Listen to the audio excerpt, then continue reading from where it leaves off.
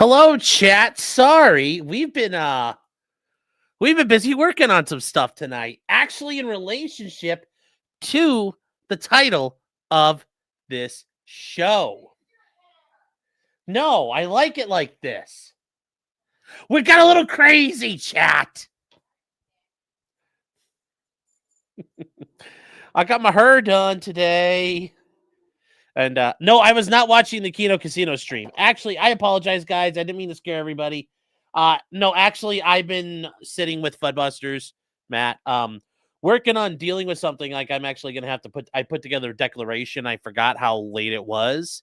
So I was working on a declaration that's going into a filing because I've now made it into the filings. I have now contracted the Eye of Sauron, known as David Gingras. So he knows about me. He knows about me now. And it's like, let's fucking go, baby. Let's go. And God, my hair is like, geez, my stylist uses some good fucking product. So we're just going to go back to this. There. That's what we're doing tonight. That's what we're doing tonight, chat. And look at that. My hairline holds like the Cadian Guard. It's never going to break. So, get a hat. No. Oh. Sounds like a Nick excuse. The fat guy on YouTube. Sure. Fuddbusters for $5 says, thank you, Matt. Proceeds from the RICO criminal enterprise predicated on the lemonade stand fraud. Matt, you can't do this here. He's going to claim we're all in on it. Oh, thanks, Matt. Guys, friend of the show, friend of the channel, Fuddbusters. Matt LaRosiere.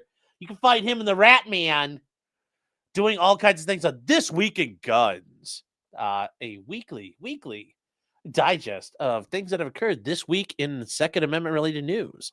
And also as they go on Fuddbusters, as they break down various guns that are both good and not so good that have been created out there. Yes, he's also known as the mayor of Wiggertown. Correct. And there you go. Somebody wanted proof of bonbon. Here you go. So, and also in the meantime, hold on. Louie. We have hi Lulu. We have Louie back. We didn't realize till like last night, Louie's owner is like, hey, you guys are watching Louie this weekend, right? We're like, sure. So now we've got Bonbon is absolutely terrified because Louie is a massive dog. Weekly. They try. Matt needs to do a Spas 12. I'm sure that's something he'll get to. So, Johnny, yes, the hacker known as 4chan. The hacker known as Johnny says, I've never typed so much lawyer lizard nonsense in my life. Well, you know, the neat thing is that I'm sure if you read what I've been putting together, you can be a complete smartass with it. Maybe not you so much, but I just acted like a complete dickhead in my thing there to Gingras. So we'll go through it. Actually, chat, we're going to go through it and go through some of this stuff as we get going here. Mysterious Senor Hitler. And now Gingras going to be like, he's a white supremacist. Like, well, you didn't need this for that, but extremely late and exceptionally homosexual. I know, with like this. Like with the gay 90s. Yes, now we live in a dog shelter. Who's going to watch Clyde Delaney on your honeymoon? We don't know yet. We're going to figure that out. And we also have thought about taking them with us. We're not sure yet. Stacy says, are we going to talk about the bomb factory down in Tennessee? No, because, I mean, the bombs worked the explosives worked as intended. They were very energetic. That's the problem when you work in a bomb factory. Sometimes the bombs go off. And remember, chat, bombs are stored potential energy. And their most stable state is when they've fully exploded. So bombs are unstable by nature. What the hell is this hair? Are you pitching for the other team? Well, at least I appreciate you'd understand I'm a pitcher. I don't catch. But yes, if I was, I'd be pitching like I was Nolan Ryan. So Hassan's shock collar. Something about that Mary hair. Yes. Yes. Is it a cease and desist from court funds? We're going to get to this. We're going to get to this. So. All right, chat. So let's get started. Some interesting stuff happened, and we're going to go ahead to we're going to get to the chase here. We're going to get to the chase. Some stuff happened, which is really fucking weird, which is really, really, really weird in this case. And a couple weeks ago, some stuff happened. So we're going to get to this here. So there was a motion of discovery done by Cody's attorneys. And we're not going to break this down because it's all irrelevant here very, very quickly. As you guys remember, Fuddbusters, has, they created the Hitchhiker and many other 3D printed, firearms. And he's put those up available on the catalog and also other ways you can get it. And they are for open, he's like Bane. I'm giving it you to the people. He's giving it away. He doesn't want to charge for it. He wants to arm as many people as possible. Cody Wilson went ahead and stole all that work because Cody Wilson's a piece of shit and doesn't believe in intellectual property. Took those and put those on DEFCAD, put them behind a paywall, and charged people for those same documents. Matt has since filed a copyright lawsuit against Cody, specifically for not the 3D printed parts, but the instructions and all the other accompanying documentation. You're not allowed to do that. Cody, being the dickhead that he is, did it anyway. Yes. FedCAD. Yes. Yes, correct. FedCAD. Because Cody is likely a Fed at this point, given what he's been involved in. Yes, I think it's safe to assume that he is a federal asset of some sort. As upon information and belief. As we progress through this, Cody then tried to sue. He filed a counterclaim against multiple people you may know if you're involved in the space with Fuddbusters. Ivan, Johnny, Zona, and a couple other people. They're known as the counter defendants. Well, what happened in the middle of this is kind of weird. And this was one of the nights, if you guys were with me on a Thursday after the Thursday after show, I'm like, I have an emergency. We have to go. This happened. So speaking to Matt, this was a weird set of filings that occurred. And we're going to go through these real quick because it's just going to break down what's going on in this case. So this was filed. This was regarding short form discovery and spoliation relief. Okay. And this was filed here. And there are some issues with electronically stored information. And ultimately, it involves the catalog. If you guys remember at the time, we had the catalog, which you can't really sue. Matt, Fuddbusters, John, known as Ivan, Alex Holiday, Peter Celentano, Josh, also known as Zona, John Letman, as I was corrected, not Letterman, Johnny, and then MAF Corporation. And they were the counter defendants. This all happened. This happened about roughly the way Matt explains it from his understanding of the ECF filings. This occurred like 10:30 p.m. Central Time. So, Central Daylight Time. Okay. So this occurred Central Time because these guys are out of Texas. You see, they're out of Texas here and Texas here. So it's a little weird. You're like, okay, that happened.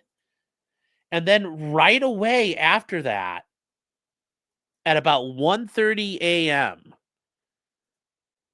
Central Time or Matt's time, I forget. Either way. Oh, I'm getting corrections, I think. So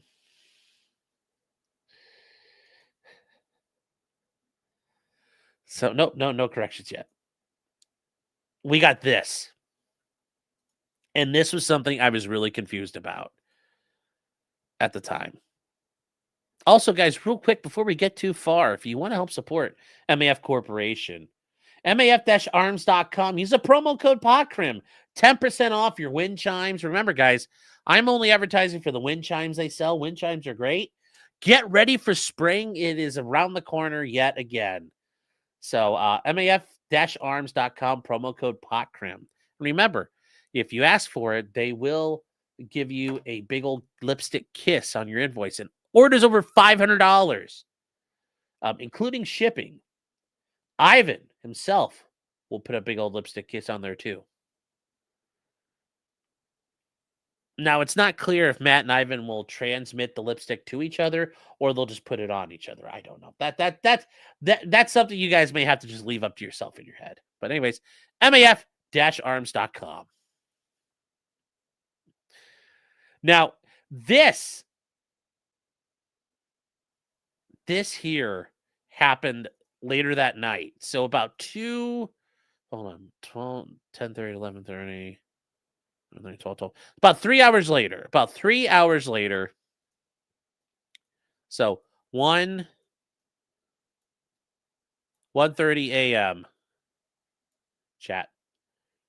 Here's what happens. You get this. A notice of dismissal. A straight up motion for dismissal. Yes. Goodbye. Sophos. Yes, something happened. Something happened, and it's not clear what happened here. We don't know. This is this was Matt. Matt was like, what the fuck does this mean to you? And I don't know. Something big happened. And I don't know who said what or who there was a fight. There was some sort of fight. So this is a notice of dismissal. It's a voluntary dismissal. And it was signed, for the parties, which are Cody, FedCAD, Defense Distributed, and Dioscorio. So that's it. They fucking quit. They tapped out, chat. They tapped out. They gave up. They bent the knee. And they bailed. And it's so fucking weird. We don't understand what happened there.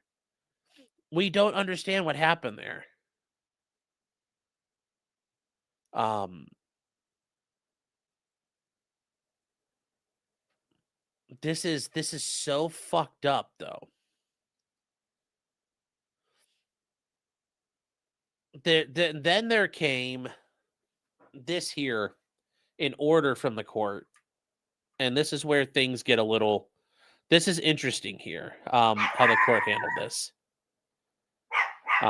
It keeps going.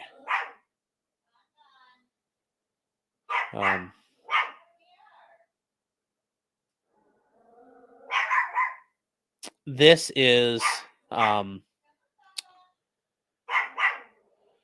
is the court with an order. It says denying without prejudice the spoliation relief. Okay, and it says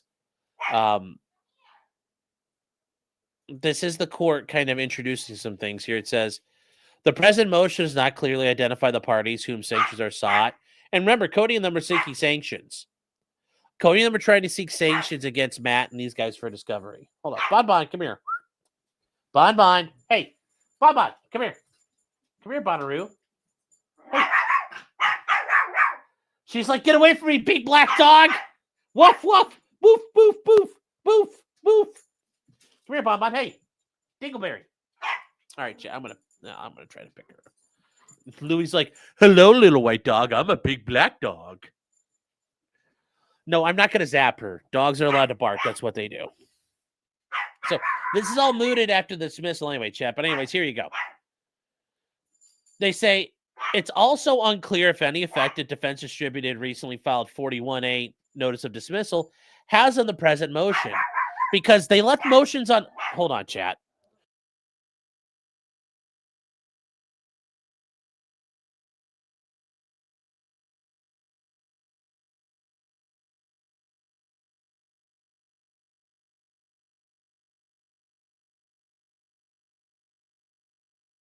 All right, chat. We're gonna get Bon some privacy. We're gonna close the door here. But yes, they left motions on the table, and these are not clear what they wanted to do. These are not what they wanted to do. This has not been sorted out yet. So there are problems. What do you do with this? The judge is like, I don't know what this means. This hasn't been explained. They say the court can make assumptions, but that is a dangerous path to travel. Meaning, I'm not going to fuck around with this. Accordingly, if they wish to file a renewed motion for sanctions, it has 14 days to do so. And they just point out, like, all this has to be sorted back out properly. Now, notice what they have here. A motion for Gingras to withdraw as attorney in all the cases. You have, like, notice, Gingras is now ejecting out of this. Yes, Gingras, the Lolcow lawyer himself, is ejecting.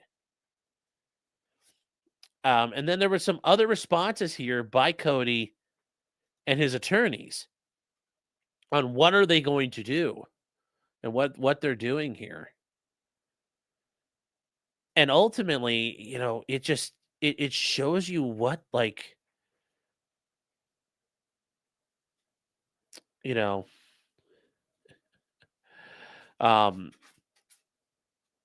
this is,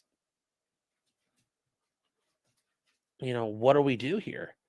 And ultimately, they, you know, Matt and Ivan and them were like, well, look, you guys want to do all this shit. We want our responses. We want our sanctions. We want to make them suffer.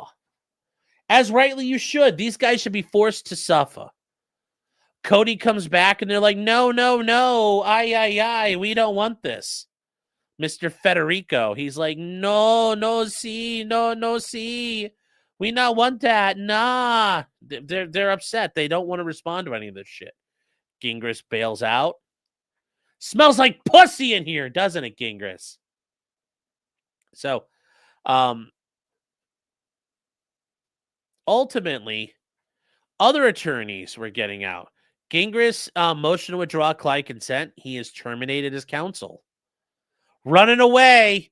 Although, isn't this the time Laura Owens got arrested by the police and shit? That shit came out. So, I smell pussy again. So, they point out here, though, they said pursuant to, and this is court entering an order, pursuant to Rule 41, all counter and third-party claims asserted in the second amended answer with counterclaims are dismissed without prejudice. The counterclaims are denied, you know, the consolidated motion to dismiss them is moot. So they're saying it's all out. All the counterclaims tough is tossed. So, and then everybody starts withdrawing motions. And ultimately, that Matt's motion for a preliminary injunction and the motion for leave to file are denied, sadly. We then get some weird stuff that starts happening. Cody hires new attorneys. But we're going to kind of backtrack a little bit and go through this order on the injunction. Because remember, part of Matt's argument so far have been that Cody keeps on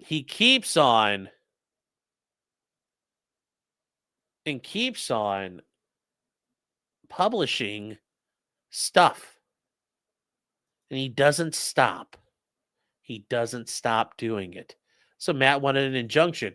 The other thing is a preliminary injunction in this situation, the judge could articulate, yes, I think that they've met their burden, kind of short circuits most of the argument and basically says, you know, ipso facto, they have a copyright claim. So what happens here? So this is an order from the court, and now we're actually like a legal document to break down. I don't need to break down all the other stuff because Cody quit. Fucking tapped out. You tapped!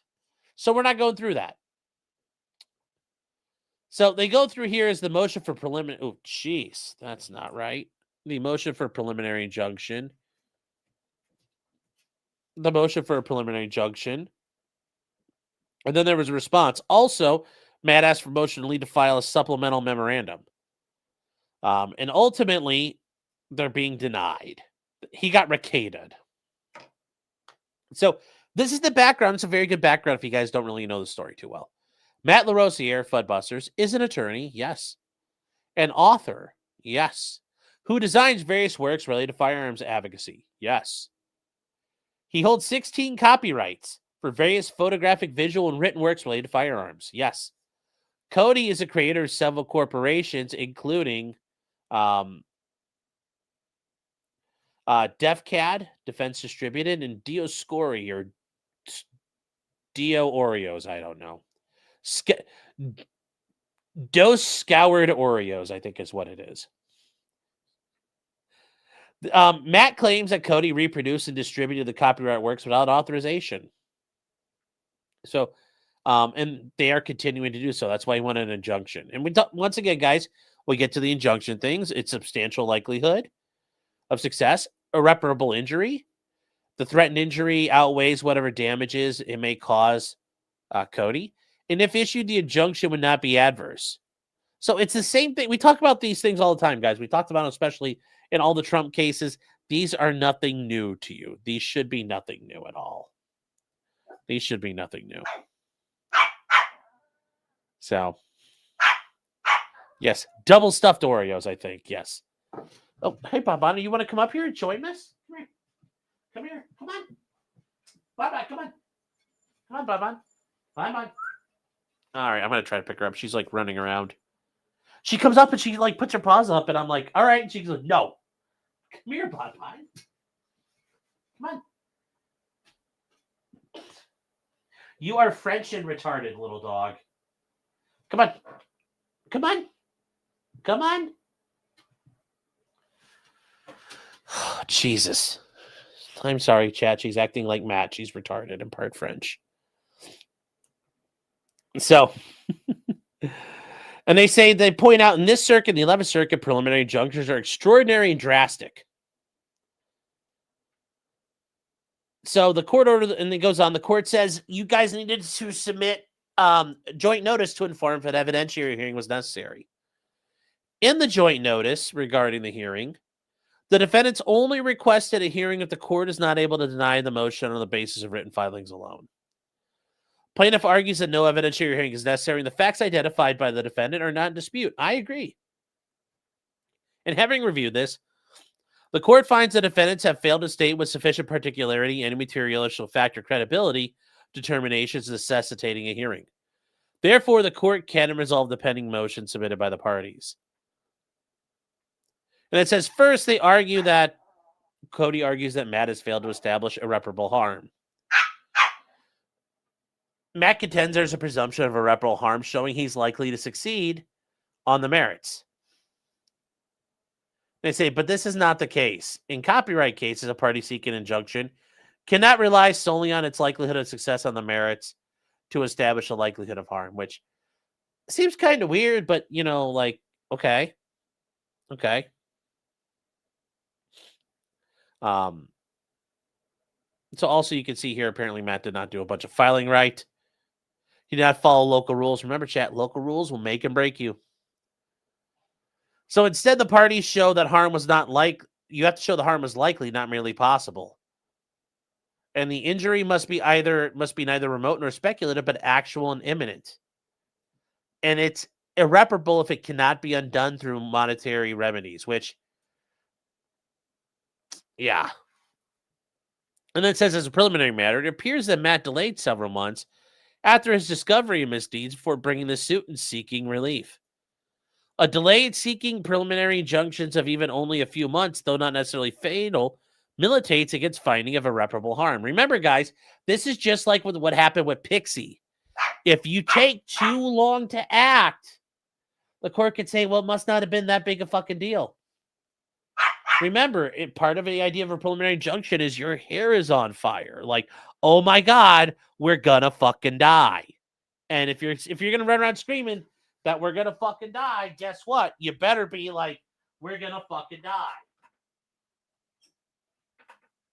All right, hold on, chat. I gotta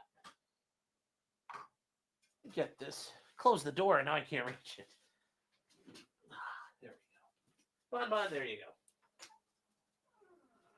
There you go, Bon. I don't know what the fuck you're gonna do, but you go do whatever you're gonna do. Oh.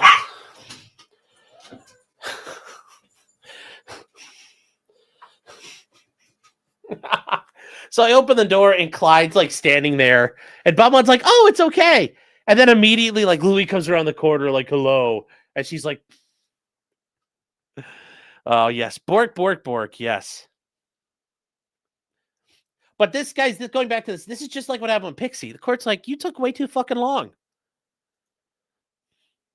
You know, the idea is speedy and urgent action to protect your rights before the case can be resolved. So you have to do it fast. Now, here's something where you're dealing with copyrights. You can't delay in filing a complaint after discovering an infringer, and you must move quickly once a complaint has been filed. If either is unreasonably delayed, the harm is significantly weakened.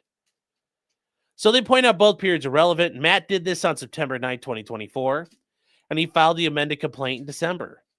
Matt filed the instant motion nearly 1 month later on January 8th. Nevertheless, he allegedly became aware of the infringements back in December of 2023, 9 months before the filing of this action and 13 months before the motion, which those are problems.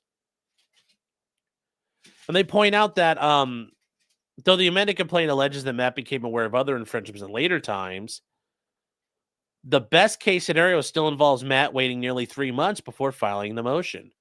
That delay weighs against finding of irreparable harm. You know, Matt also argues that the conduct gives the impression of a business association and that the defendant's erratic and oftentimes inexplicable behavior makes the perceived affiliation particularly damaging. And they say it's true that we recognize irreparable harm and the loss of customers of goodwill. However, Matt's speculating an unproven risk of harm aren't working here. So they say because Matt has not shown irreparable injury, the court need not address the remaining factors. So ultimately, you don't have to do anything else because if you can't get the injunction's over. So Lou says, "Damn dog stole my name." So that's what happened here. I'm just, like I said, guys, this case has kind of turned into a dumpster fire on what's gone on. Now, moving on from there, we have some attorneys who have gotten involved to represent Cody who are doing some weird, like there's some new attorneys that have entered the playing field. Notice now he's got different attorneys with different names. Amaris Gaby or Gaby. I don't know which to call it. Are you coming to grab Bonbon and escort her? Bonbon 2.0 is trying to grab Bonbon. She's like, the black dog's scaring me. Anyways, we're getting new attorneys now. We're getting new attorneys for Cody. Remember, Cody chickened out in the middle of the night. And we don't know why Cody Wilson chickened out in the middle of the night. But something happened with his legal team. And I don't know what they came to a disagreement about. And honestly, we don't know. And this is where I talked to Matt about this. Did they have a fight over something? Did Cody ask them to do something they don't feel was proper? But ultimately, Cody let them file the dismissal because you can't just dismiss. Your client has to have permission to do that. Come on. I think he's okay in here. Well, I would like to shut the doors. Okay, Clyde. Hi, Bubba. Here. All right, we'll do this real quick. All right, guys. Doggerton moment. We have a doggo. Hi, Bubba. Hi, Bubba Bear. Hi, Bubba Bear. Are you all good now? Huh?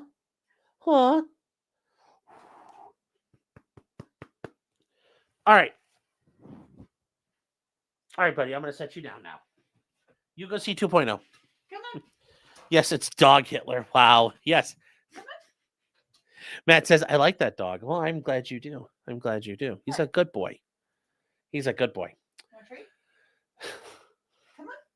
Go on, bud. Go on. It's okay. He'll figure it out in a minute. Leave him alone, baby. In the way. What?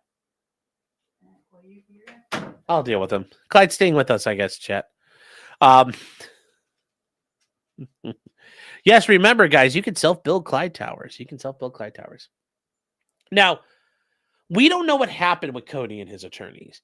Something happened where they quit, or Cody wanted them fired. We don't really know what happened there, but something weird happened. So now he's got new attorneys who are joining the fray. And we don't know. We don't fully know why. We may never know why. But ultimately, he's got 3 new attorneys.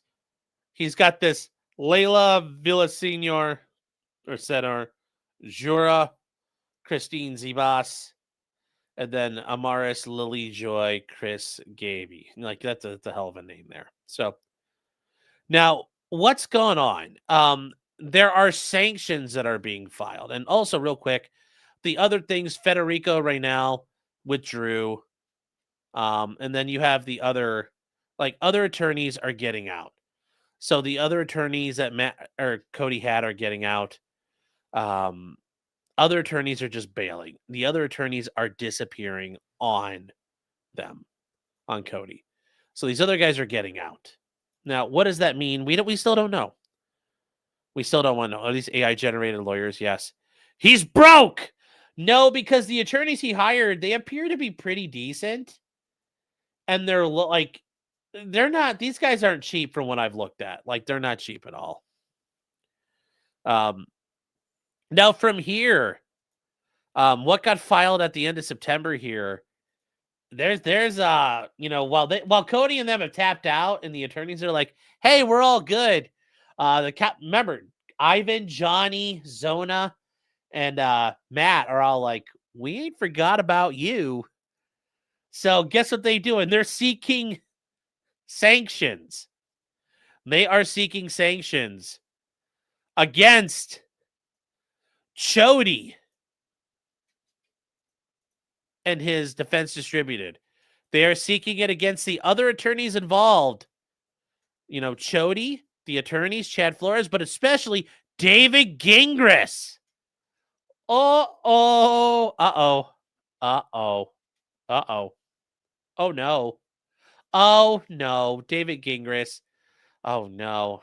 I guess he doesn't get any of that Laura Owens money to pay this off. There was no settlement money from the Tonsil twins, so he's like, fuck. Now this is actually pretty long. It's like 25 pages long. But they point out that Matt has brought up a lot of theories here. And a lot of this was bullshit. And we're going to start off kind of partway through it because I think this kind of gets us going to the nature of everything happening here. And they talk about counsel repeatedly manifested bad faith. And how do we talk about this? The vigorous practice of, everything abandoned. All this stuff happened. And they point out that Peter Celentano, he is a guy that it sounds like Cody Wilson may have dropped a dime on this dude to the ATF because Cody's, a Fed. And got this guy jammed up on a bunch of charges up in Buffalo for machine guns and other weapons and 3D printed shit up in New York State. There's been a bunch of things that happened because they moved for default against this guy because he's sitting in jail and he can't respond. They filed doomed motions. They filed motions to dismiss and then answers on sprawling counterclaims. And this is what they did here. They knew the sequence would render the motions to dismiss meritless, but persisted anyway. On top of this, and this is the big thing here, they filed their Rule 37 motion. We talked about this for sanctions mere hours before dismissing their own claims. And then on the last day afforded the court could file the motion, they filed an entirely different motion with a reframed theory. But notice, That was the thing. Less than 3 hours later, they quit. Well, what happened in the meantime? And this is the issue. When you file motions like that, going back to this thing here, chat, when you're in this situation where you file and quit all of a sudden, it doesn't work that way. Like, you don't, like, once again here, guys, here's the issue. When you file this stuff and you file like, 1:30 in the morning,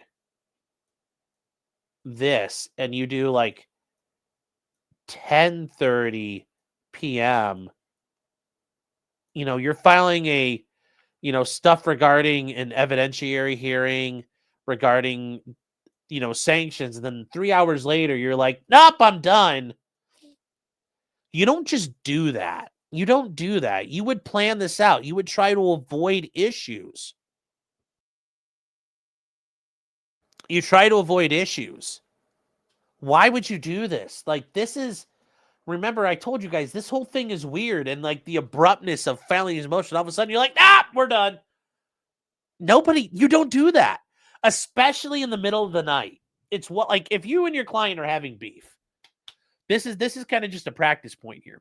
When you and your client are having problems, you don't immediately go ahead and just say, fuck it, we're out. You have to work with your client and like, look, I'm going to give you like a day to think about it. If you have to withdraw, you'll tell your client, look, I'm going to have to withdraw if you don't change your attitude. You're going to need like I'm going to give you 24 hours to change your mind. But you have to give some notice. You have to do discussion. But none of that happened here. There's no evidence of that happening here. We just see, boom, done. And that doesn't make sense. So he just says, Sean, my hair. What about it? What's wrong with it? Is there something wrong with it? It's still there. It's not falling out. The Reaper hasn't come. Is it a drunk filing? No, it's not a drunk filing. Something happened. Something happened. And we don't know what happened, but they came to a quick agreement. Well, Jefferson Post, this is part of it. They file all this shit and then they quit. Like, that's not fair. If 3 hours later you knew you were doing this, that means 3 hours earlier you knew this. And ultimately, the problem is, speaking to Matt, he explained to me, they had a meet and confer on this topic. There was a meet and confer. So a meet and confer, we talk about, you have to do that all the time, chat, and MNC. That was done at like 2. That was done at like 2 p.m. in the day. So 8 hours later, they're filing this thing. And then 3 hours later, they do this. So they have a meet and confer. And they still did this. They still did this. Why won't I speculate? Because I don't know what it could be. There's a million fucking things. There's a million fucking things. So there's so much that happened here. Notice, they had a meet and confer that same day on the 4th. 8 hours later, they file this shit. And then 3 hours after that, so not even 12 hours later, they're out of the case. Is it because Matt said, we're coming after you and there's nothing you can fucking do about it? We're coming to take your ass? Probably, because that's what it sounds like to me from what I've been told. It sounds like those guys fucking got scared. They're little bitches, is what I mean to say. They're bitches. They're bitch-made. They're gay. They ain't got no balls. Maybe that's what I mean. I don't know. I'll let you make up your own conclusions. Draw your own conclusions on that. Oh. So, I see you got your haircut today. Yeah, but I mean, it's because my lady who does my hair, she's like, can I put product in? I was like, yeah, let's see what it looked like today. And I'm like, holy shit, I took a shower and this stuff is still pretty good. I took a light shower just to get the hair, like, because I don't like the itchies. And she did it, and it's like, yeah. The mean conferred transcript on the docket is pure Keno. It is. And we're going to get to all that. Whatever conclusion we have, the fact still stands. Cody Wilson likes underage jailbait. Cody Wilson and Destiny together forever. Oh my God, don't let them get together. Don't let them together. Don't let them get together. So anyway, we talked about this here. You know, they signed pleadings they knew they were false. And this is funny here, guys. Remember, Gingras signed a pleading alleging his website had been hacked. And remember, if you guys go back to November of 2024, me and Matt talk about that and how gay that whole thing was. And remember, they claimed this, so they're allowed to say, we requested proof supporting their hacking allegations. You know, however, in response to a different request, Cody and his team asserted the evidence of unauthorized access was a screenshot showing Unicode marks. You know, that these defective discovery responses were designed for motion practice, forcing them to respond. The attempt to force an appointment of a special master. So what's a special master? Well, a special master is somebody who can access all of the documents and they can go through everything. You know, a special master is generally, you know, if there's like bar disciplinary activities. You know, the appointment of special master would be there to designate discovery and sift through discovery. It's a very expensive practice because now it's a third party who's an attorney who is generally like retired or a judge, and their job is to go through everything. And instead, they keep begging for it. They have not stopped, and they notice all the times they've talked about it.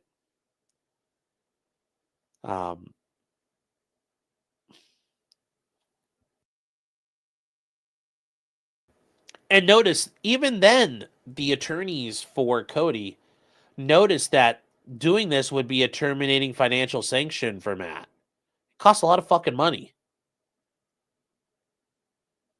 You know, ultimately, these guys just keep on harassing, and ultimately they're seeking sanctions under 1927. And 1927 allows sanctions, guys. Remember, there's Rule 11, but there's also 1927 sanctions you can file for in court. And those sanctions, if you guys have never seen these before, it's mainly going for counsel's liability for excessive cost. And it says any attorney or other person admitted to conduct cases in any court who so multiplies the proceedings in any case unreasonably and vexatiously may be required by the court to satisfy personally the excess cost, expenses, and attorney's fees reasonably incurred. So that is what they're going for here. That is what they're going for. Yes, the special master would be like the guy who was handling Trump's tax returns that somehow got leaked. Yep. All this shit, guys, all this shit is bullshit upon bullshit. You know, and if you guys just, you know, from following this inside, and I wish I could tell you everything that I've known and heard, the attorneys Cody hired were complete fucking assholes. Reynal and Flores, they were just dickheads. Well, Gingras is a dickhead, but we already knew that.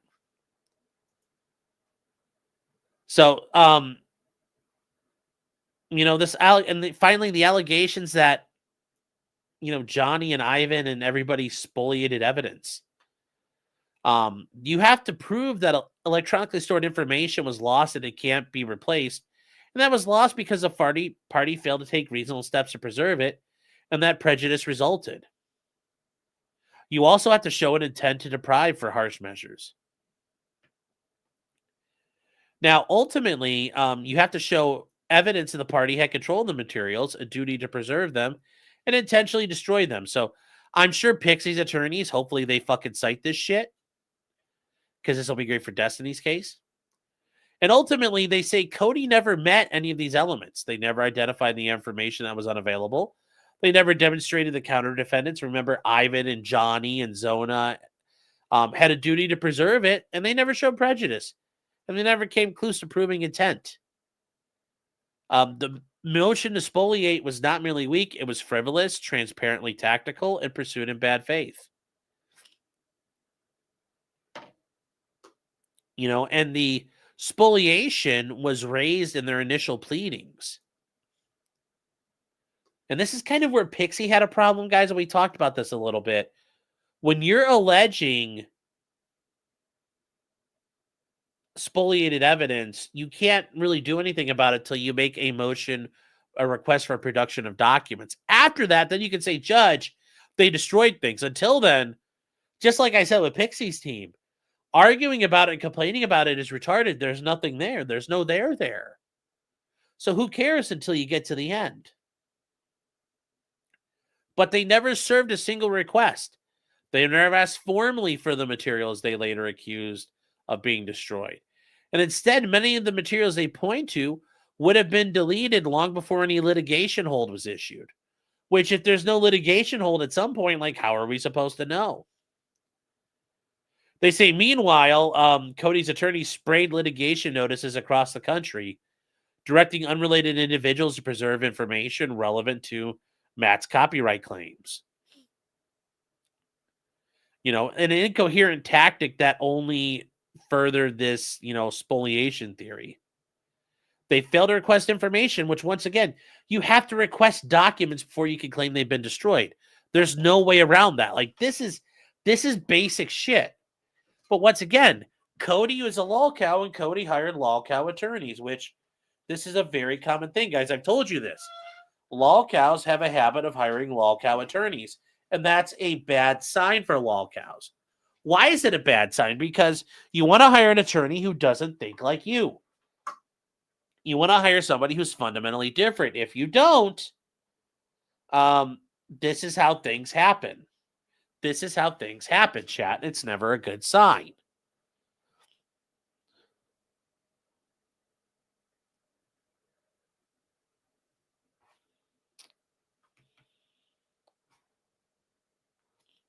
So, and it's just, once again, you have to ask for the materials before you can accuse somebody of destroying them. It doesn't work that way otherwise. Because you haven't asked for them, well, then they have no duty to do anything. Why they didn't bother to ask for the information is clear. They already had all of it. The non-existent spoliated evidence. This is all horseshit. And here's some of the information. It was relevant who had the ability to serve it and why Cody didn't ask for it. And this is Matt speaking with, hold on here, chat. Hold on here. I gotta read this, and once it's done, I will show it to you, chat. All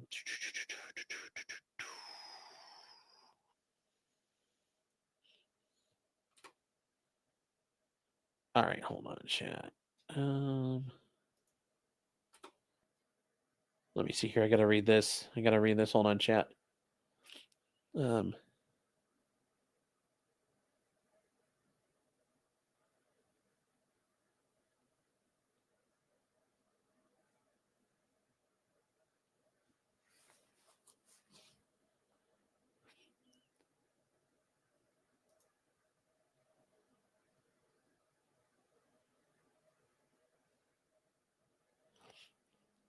Let's see here.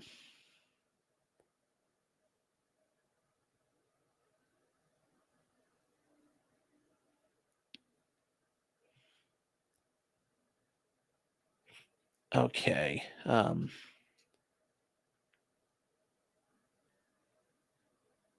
right, here, hold on, chat. I mean, the comment we get to the.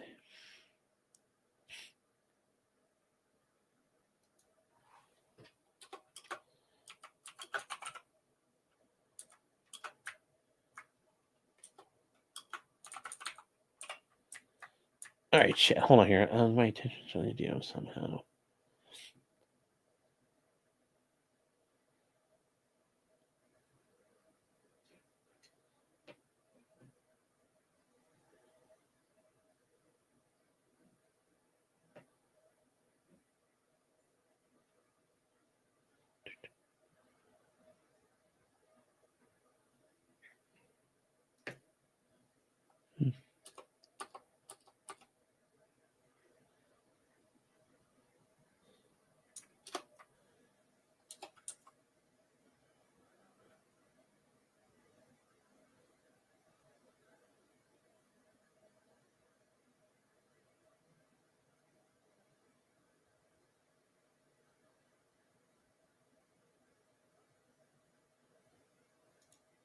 All right, chat. Hold on here. I gotta submit something here to Matt, and it's going in, and I'll show you guys a PDF of this when I'm done because this is what I've been submitted. Sorry, chat. We're doing legal stuff live. We're practicing attorneys doing practicing law work. This is how it goes, chat, when you're involved in this stuff. We're on the bleeding edge. We are on the tip of the spear. And just the tip of the spear.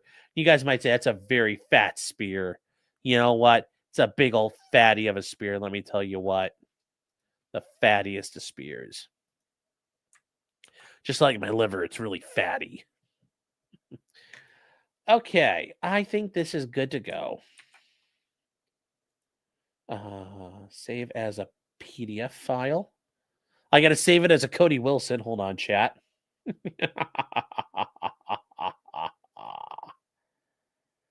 Save. Here we go. You save. There we go.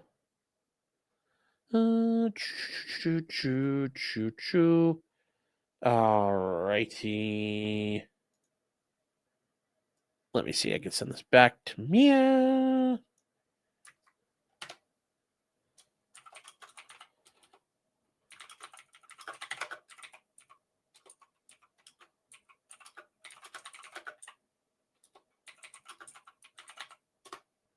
All right, we're gonna get back to the show, chat. Once it's done, I'll let you know what we just did. Some hot document submitting action. Yep, I'm submitting documents. Yes, I'm 45 minutes late in doing legal work on stream. I don't think we're a priority. Well, hey, you know, guys, this is content farming. This is content. Okay, chat. So we've got our thing ready to go when it's time. So, anyways, this is part of the this is the actual transcript of the discussion here because Matt and these guys were smart enough to think ahead.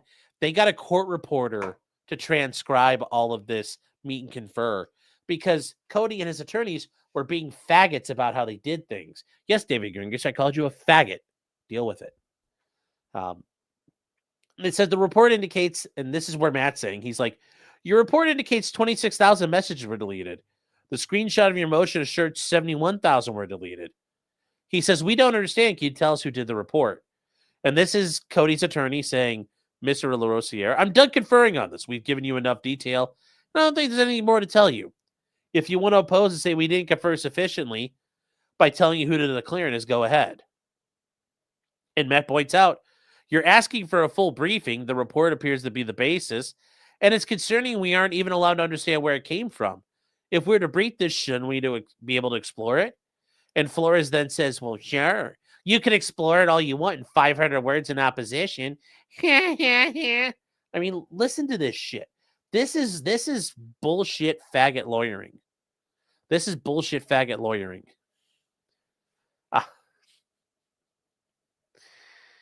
So, yes, you guys got to support the legal work that's going on here.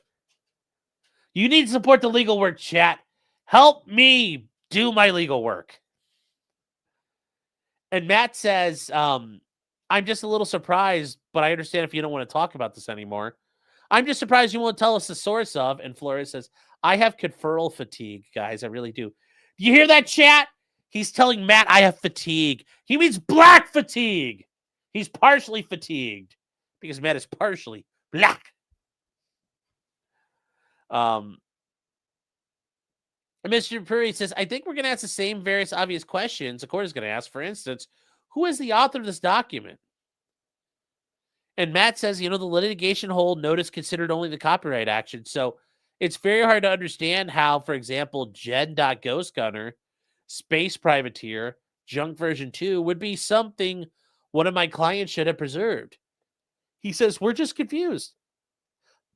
And Flores says, I've articulated the basis of our motion showing you that we're going to file. If you don't think that's sufficient, you can say you're opposed, then oppose. That's all we really do here.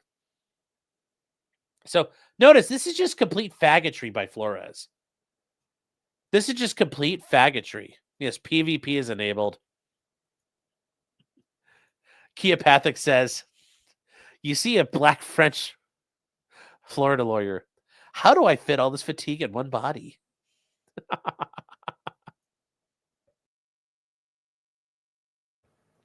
Yes, how does it fit all in there? Matt, I know you're here. I know you can hear me. Where does all the fatigue go? So they fabricated the theories that the counter defendants were administrators, giving them broad power to delete things. And this is more of what they go into here. And this is Zach Zermay. This is one of the attorneys that is helping Matt do stuff here. And he says the second question is, your assertions that these guys are their status as administrators of the Rocket Chat. He says there's sweeping assertions regarding the duties to preserve the electronically stored information. And notice Flores' comment is, well, the basis comes from publicly available information about how Rocket Chat operates, which means we have no fucking idea. And he says, would in the course of a reasonable inquiry be a meta-discovery on the discovery issue about the administrative privileges? And he says, no, we're not going to ask about that. We've made our claims. And Matt says, have you attempted to engage in any informal attempts to resolve this? Have you mailed any of us asking for clarifying information before this? And he says, nope. So ultimately, nothing's been alleged here. Nobody else has administrative powers alleged, with Matt being never being the general administrator at all. And they say that none of this would have been a problem if they had bothered to ask. Their affidavit was offered by a guy who says, we think. And no reasonable attorney acting in good faith would do this. All the relevant materials have been preserved. The defendants claim the hitchhiker chat room was spoliated, but it still exists. Had they bothered to look, they would have seen it.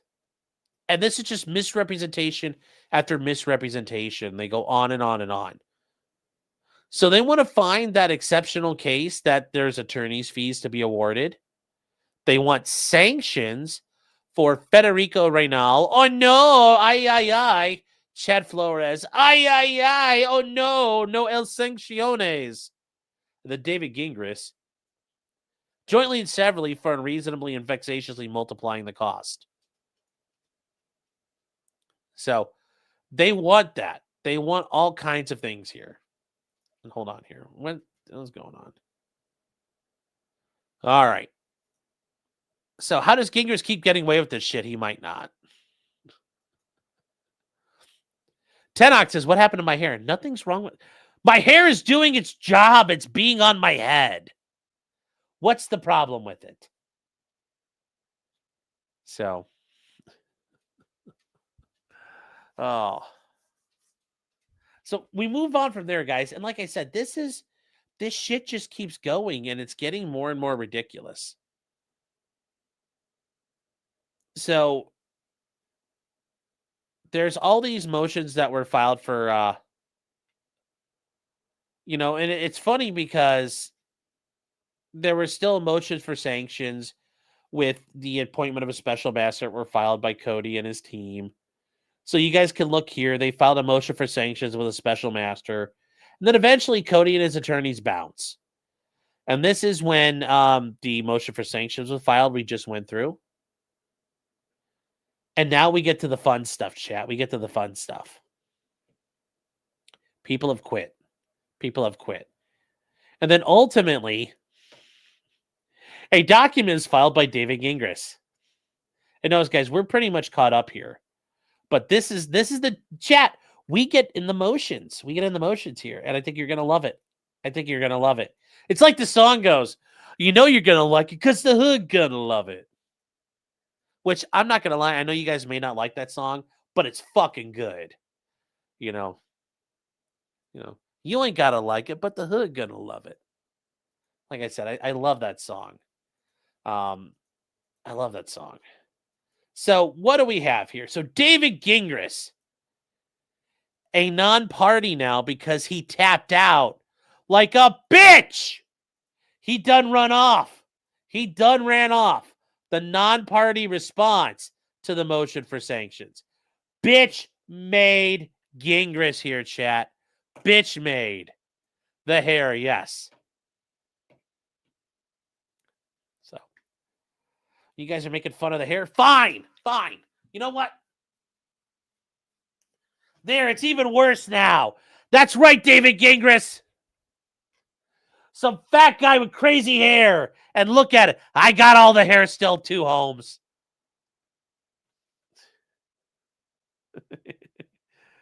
I need to look taller. I need every inch I can get.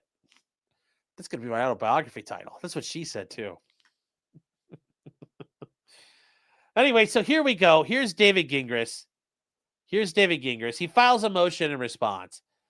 Okay, and this is 18 pages of that's not true. So ultimately,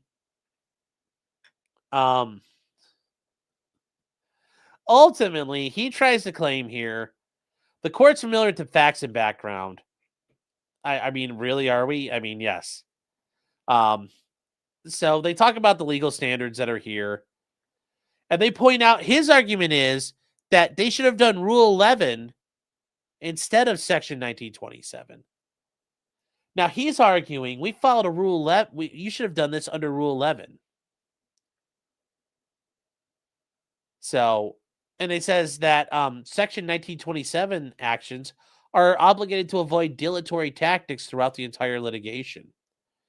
And he says that you guys are talking about pleading, so Rule 11's the pleading. And that can be true, depending on how that's filed. And then 1927 prohibits conduct after the case has begun. So, and they point out that 1927 is only after it begins. And they're citing 11th Circuit cases here. And he goes on and on and on about it. So he says, in short, the primary tool for punishing complaints, counterclaims, cross-claims, third-party claims, or any other claim initiated pleading is Rule 11. So he's saying, no, I have protected by this because Matt never did a Rule 11. He's saying you never did one. And that's correct. Matt never did one. So they say that here Matt's seeking sanctions under 1927 because he signed a frivolous initial pleading. You did a lot of frivolous shit here, Gingras. Notice, Gingras never got out until the end. September 5th, chat. This is when, we go back to this. Gingras bailed September 8th. Notice, we're at docket motion 126. That's a problem for him because he rode the train for a while here.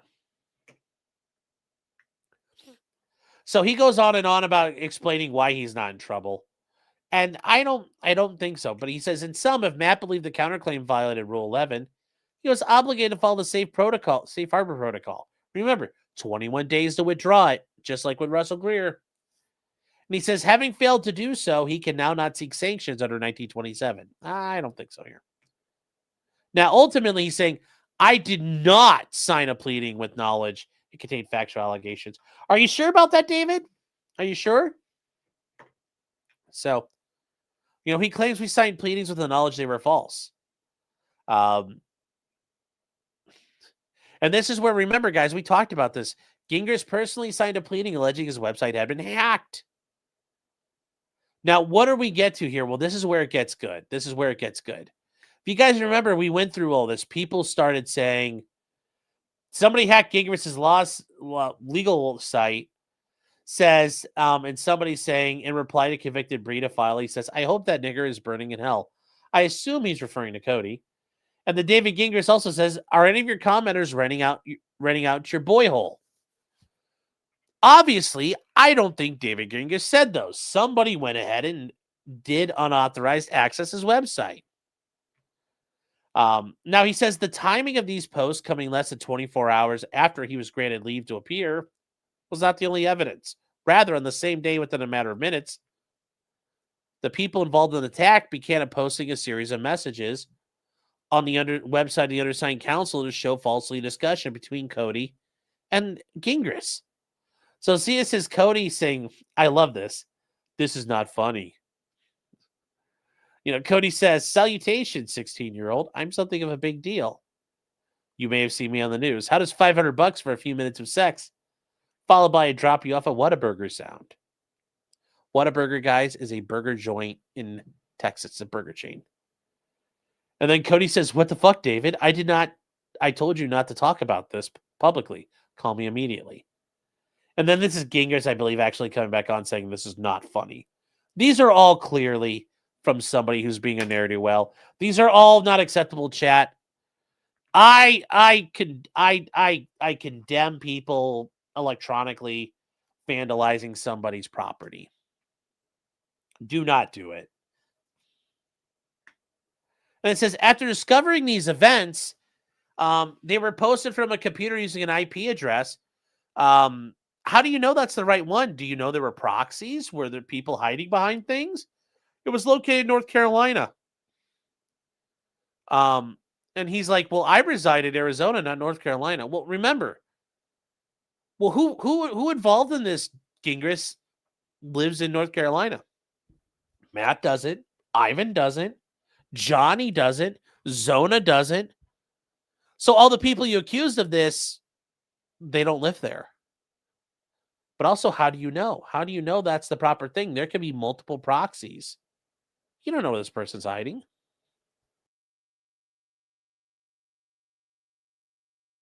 Now, ultimately, they go on to say Mr. Letman, which is Johnny, was responsible for the hack.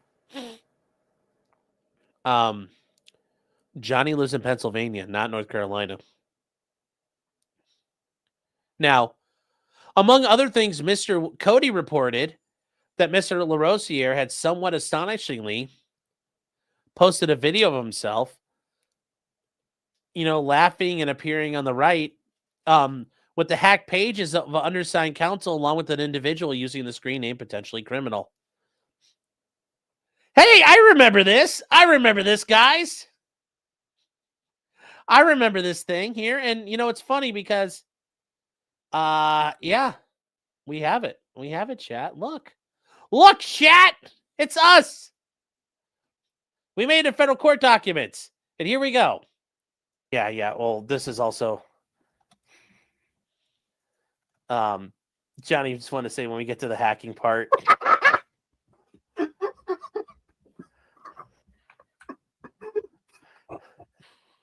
Sorry.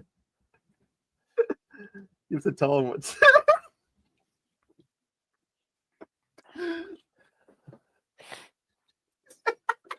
This is on David Gingras' blog.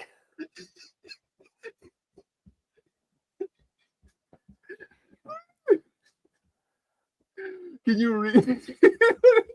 I can't even read it. Milo says, if I make an account and start posting anti-Cody stuff, can I get paid too? So, guys, this is David Gingras' blog, and somebody put Unicode shit all over it. Clearly, we're fucking mocking the entire thing. We're not saying that anybody we know it. Like, we're laughing at the entirety of it. This is from November 22nd, 2024. So, as we go on here, we're going back to this now, chat. Back to me here. So, yes. Oh, fuck no. It's the Unicode.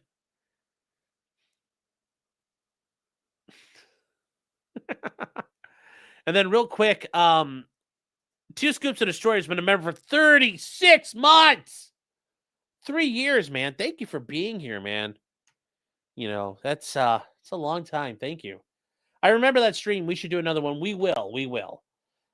Like I said, guys, all this shit that kind of happened right now kind of derailed a lot of that stuff. Matt's been really busy with some legal stuff he's been working on that doesn't involve this. Like, he's got some things he's been balancing. He just got done arguing in front of 2 separate courts of appeals, 2 circuit courts, the 4th and the 11th, over the course of like 2 days for Matt Hoover and Tate and Damiak. He's got some stuff he's been working on. And also Cody tapping out like this kind of threw all wrench and everything here. But we will soon. We will have him back on. He's busy working on what I just submitted to him. So he needs to get my declaration filed. So, but anyways, the screen name potentially criminal. It's like, hey, look, we made it, chat. We are now in federal filings. Mr. Wilson also represented he obtained evidence showing Letman specifically admitted his role. And how do they show that here? Where is it? Where is this thing? Now they go on here to go all this, and they keep on saying that he had no involvement in any misconduct. Okay, whatever. And ultimately, he wants to be out of this, and he says, I did nothing wrong. Now, he does attach a declaration for him, and this is where he goes on to talk about his representation of Cody. He says, I have significant experience handling copyright infringements and related claims. He says, I previously represented Cody on his case. He says, before I became involved in this matter, I also represent Cody in various non-litigation matters for a period of several years. Having represented for Cody 6 plus years, it's fair to say I know him reasonably well. How well do you know him, David? How well do you know Cody Wilson? Uh-oh. Uh-oh. Oh, no. Oh, no. What do you know about Cody? Well, it says Cody retained me to represent him on this matter in August of 2024. So he says the next day, I appeared pro hoc on October 8th. That request was granted on October 15th. The next day, Cody contacted me and told me my law firm's website had been hacked. The allegation was greatly concerning. Fortunately, my website normally does not host any client files or other sensitive information. Instead, I mainly use the site for public relations and to post articles about my cases on my blog. When I post articles referred to as blog posts, I have the option of allowing members to make comments, and public can make comments. My website is based on a platform called WordPress. The true connoisseur using WordPress. Among other things, the administration page allows me to view details of the site from third parties, as well as IP addresses. So, and this is where we get, once again, these view shots saying, I hope that nigger is burning in hell. And see, chat, I can say the word nigger now because I'm reading you something that says the word nigger. You get a nigger pass, you get the N-word pass because I'm reading what it says. I hope that nigger is burning in hell. And they say, beyond the offensive nature of the comments, what concerned me is the comments appear to have been posted by me. Are you sure you didn't have like an Ambient Walrus episode? They say when a third party, someone other than me, posts a comment, the site will display the information in the type form, but it will not show a profile picture. When I post a comment, it does show my photo next to it. I'm the person who wrote it. The site will normally display a gray silhouette or icon like the one below. It says, note, this person who submitted this comment typed the name United States Copyright Office into the submission form and listed their email address as Register of Copyrights at libraryofcongress.gov. That information is displayed as typed without being verified by the system. You know, chat, it's like that meme goes. It's like that meme goes. Do you really think people would lie on the internet? Do you really think somebody would do that?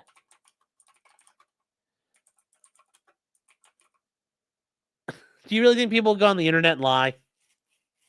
Do you really think someone would do that? I mean, just would you think that happens? Would you think that happens, chat? You know, do you really think somebody would do that? Go on the internet and tell lies? I don't think so. I don't think so. I don't think so. I don't think so. You can't lie on the internet. I know. It's one of Abraham Lincoln's most profound quotes. You know, and if only when he had talked with Charlemagne right before the Civil War started, Charlemagne had learned about this, but I just don't think people would.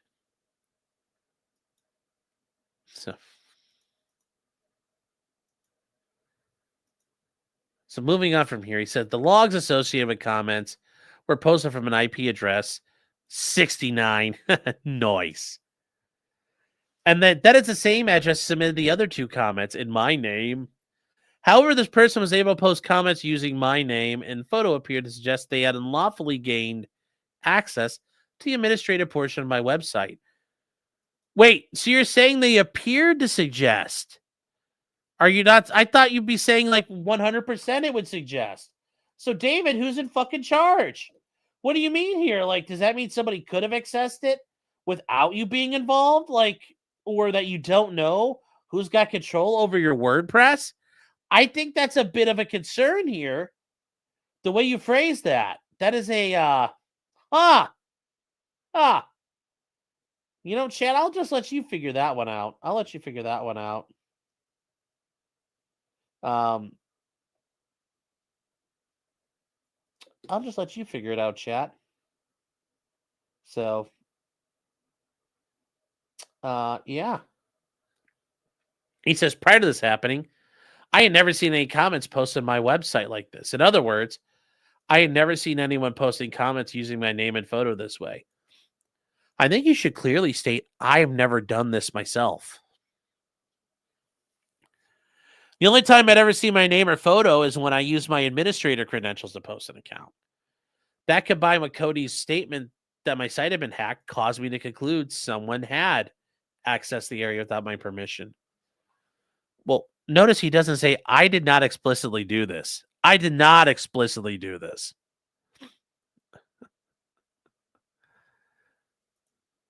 No, it says, shortly after the comments, I sent an email to Cody and my counsel. And he says, just FYI, I saw your comment about my blog being hacked. I went in and sure enough, it looks like someone was able to hack into my user account site and not the admin log. It looks like it. I mean, either they did or they didn't. Did you have anything to do with this or not? That's the thing here, David Gingras. Can you say, under penalty of perjury, I did not do this? And he won't. He won't. Later in that day, Cody responded to my email regarding the website hack. In that message, he told me that he, meaning Matt, was behind it. He is behind it. He runs a Discord server that coordinates all of this. They have records of doing this with his participation. Cody Wilson. Look. Okay, Boomer. Cody later informed me that he had information showing, in addition to Matt, evidence suggested that a John Letman, a former counter-defendant, was involved in the hack. Among other things, Cody told me that Letman operates under social media accounts using Johnny the Human or Johnny Boy. This includes a Twitter account. They say that he used a variety. They say that they used a variety of unethical methods to harass me or to seek to disqualify me by making me a witness. Cody was concerned about them contacting me under false pretenses, pretending to be a prospective client seeking advice, trying to create a conflict which might disqualify me. Did any of that ever happen? There's no proof of that happening here. You know, he says, I got several phone messages, which I believe were from Mr. Letman. Do you have any proof? He sent me an email which he falsely identified himself as James Nathan Yu.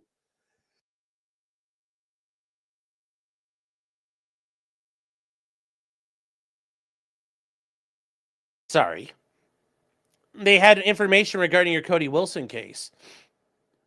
You know, because anybody can spoof an email address. It's not hard. Or create one. I have information that may assist you with the Cody Wilson case, signed James Nathan Yu. Yeah, because nobody else could do that. Did you do any investigation there? Did you do any investigation to say where this came from, David? No. No, you didn't. And then once again, they cite Johnny's sent me 2 direct messages using screen name Johnny the Human or Johnny Boy. Johnny's followed by the civil rights lawyer, John Bryan. Fucking based. And then he says, David, I have information that may be support your case about the copyright thing. It might be helpful.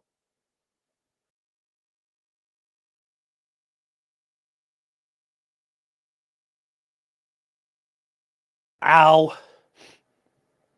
At this point, the court may be wondering, How do you know that Letman is behind all this? The answer is simple. Because he admitted as much. Did he really admit to it? Specifically, on August 20th, Letman filed a complaint against me at the State Bar of Arizona.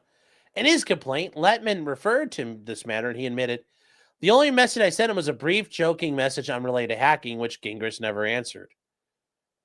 Well, there's two separate messages. This is a message, and this is a message. So which ones are they? Which ones are they? Which ones are they, David? So the only email I sent was a brief, joking message. Yeah, it sounds like it's the DM. Say, in addition, Letman posted a comment on Twitter below a photo of me in which he stated, I need a lawyer of bloggers about to sue me for doing big doinks in his comments. Well, the statement doing big doinks is ambiguous. He clarified, saying big doinks in the comments.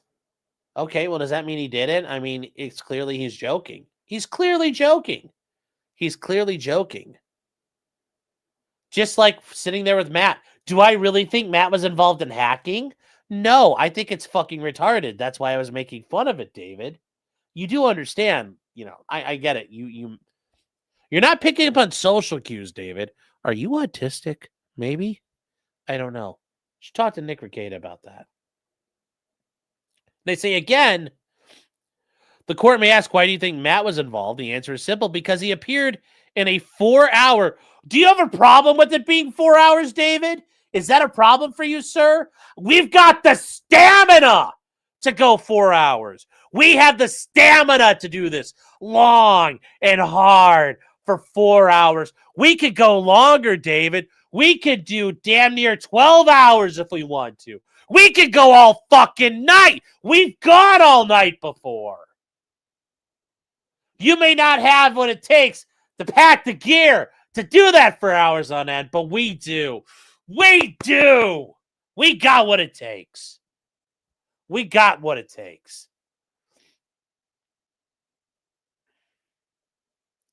I keep leaving when I should come back. Your hair scares me.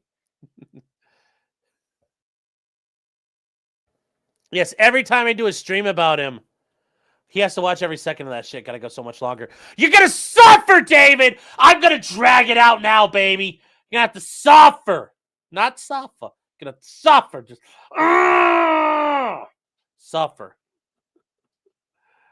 I look like one of those show pigeons.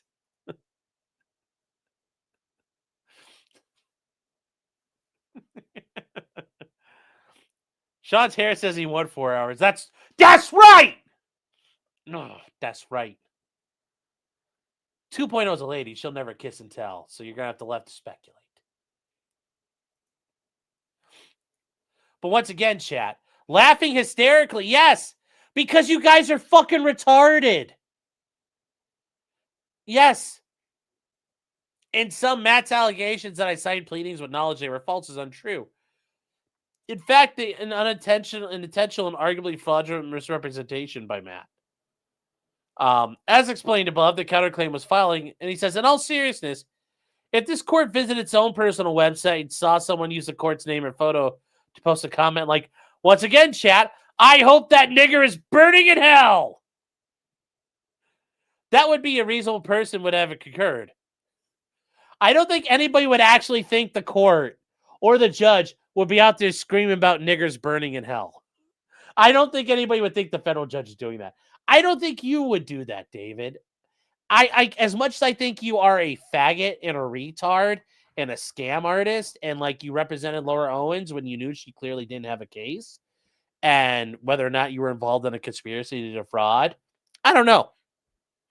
Do I think you would go on your own blog and start screaming nigger, nigger, nigger, nigger, nigger on it? No, I don't ever think you would. I don't think you would. I don't think you would.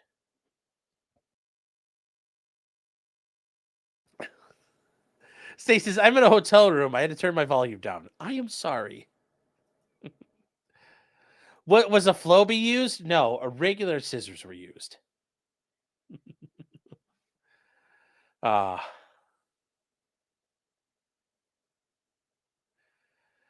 Oh, Maddie, I did see that.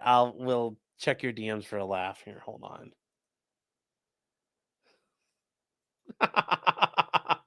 Yeah, we'll put this up now. Here we go, chat. Yes. This is how I feel sometimes when I get a good sandwich. Yes. Matt, a French black lawyer lizard, used a Pennsylvania nerd to astral project in North Carolina to use racial slurs for his own race to meme. Please help me, Court. Yes. So, yeah, just once again, this doesn't make any sense. So a reasonable person would assume their account had been hacked. Yes. Okay.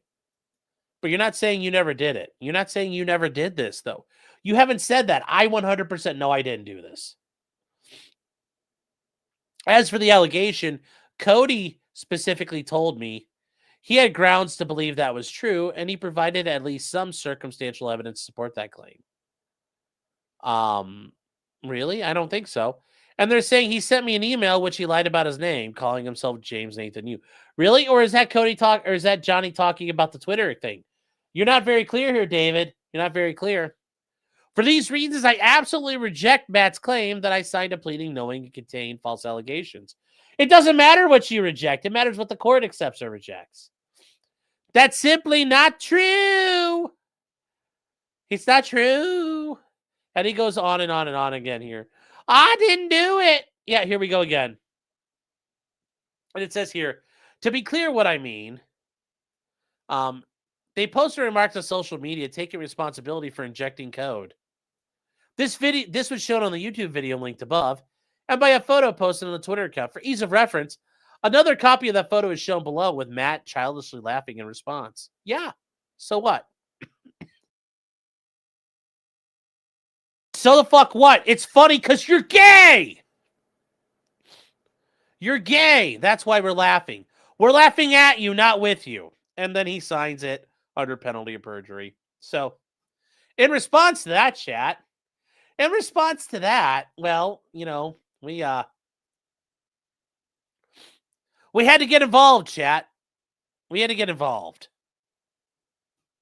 Yes. You know, we had to get involved, chat. I talked to Matt tonight and I'm like, listen, I don't like this. Let me help you.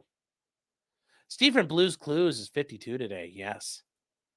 Sinai Cologne says Matt's FUD got bussied. That's right. FUD bussies. That's right, Matt. You hear that? FUD bussies.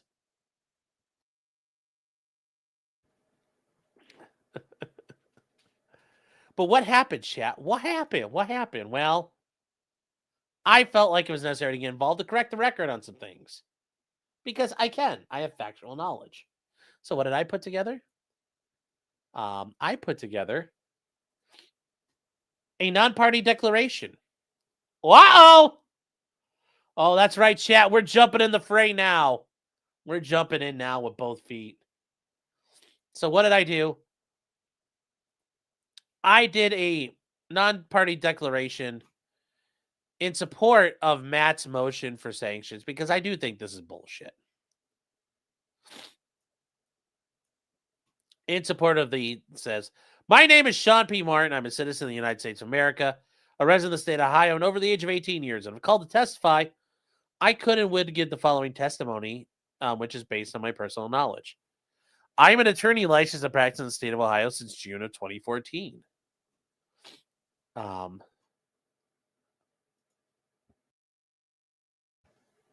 an active member in good standing of before the Supreme Court of Ohio with the attorney registration number of 0091537.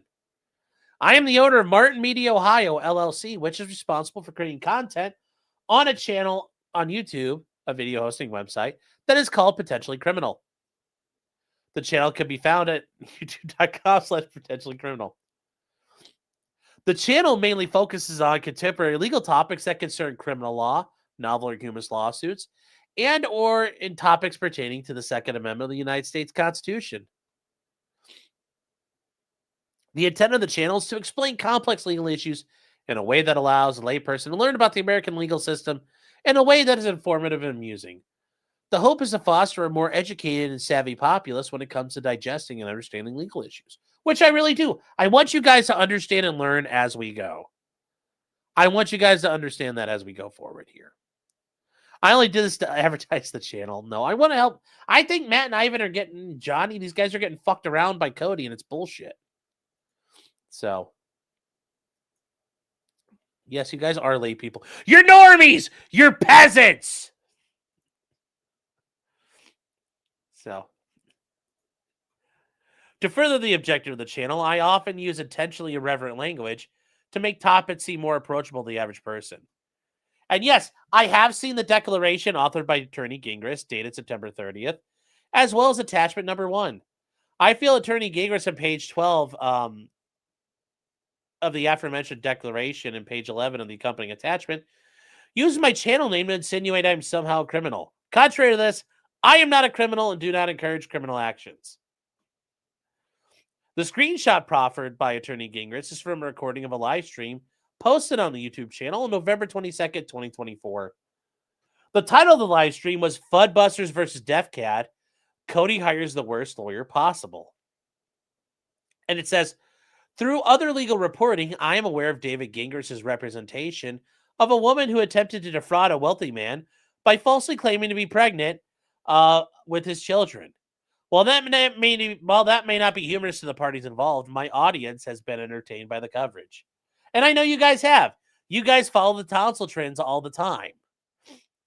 I know a lot of you guys do it. And we talked about this shit back when it all happened. When Gingras came on to this came into the case. So, yes. And how do we know that this is true? She tried to defraud things. Because Laura Owens has now been charged with fraud in Arizona. So, yeah. So, and then it goes on. I invited the plaintiff, Matt LaRosiere, to join me and comment on what I believe to be laughably absurd allegations in the counterclaim. I think they are. They're fucking ridiculous. When discussing the absolute frivolity of the claims averred by Cody and Attorney Gingras at approximately the 1 hour, 44-minute mark of the aforementioned live stream, I made the comment when we get to the hacking part, and without warning, put the image of the content up 8 seconds later. My intention was showing the image was to mock the idea that somehow it constituted evidence of hacking, as Cody Wilson's counsel appeared to suggest. Matt laughed and asked, "Can you read it?" And I responded that I can't even read it. Matt then waves his hand in a mocking gesture and states this is hacking. The nature of the banter between myself and Mr. LaRosiere was humorous and lighthearted, as we discussed how the legal filings from Mr. Wilson and his counsel were facially and objectively frivolous. In contemporary parlance, Mr. LaRosiere and myself were engaged in dragging Mr. Wilson and his counsel for the frivolous and baseless accusations made in their filings. Say the term dragged is also a colloquialism used on social media and internet forums to indicate when someone is being disrespected or humiliated in a humorous way. And I cite Microsoft.com. Life hacks writing is a dragged or a drug when you're dragging somebody. At no point did I ever interpret the actions of Matt or the counter defendants, especially Johnny, to be any kind of admission they had facilitated, engaged, condoned, supported, or others participated in any sort of hacking involving Attorney Gingras' website or blog. And still, it's upon information and belief I did not at that time and still do not believe. Are these the same font? Yes, they are. It's nice. That Matt or the counter defendants, any of them named in the counterclaim, would have engaged in any sort of violative actions that would deface Attorney Gingras' website or blog. Any such allegations are baseless and preposterous. I still believe that. So,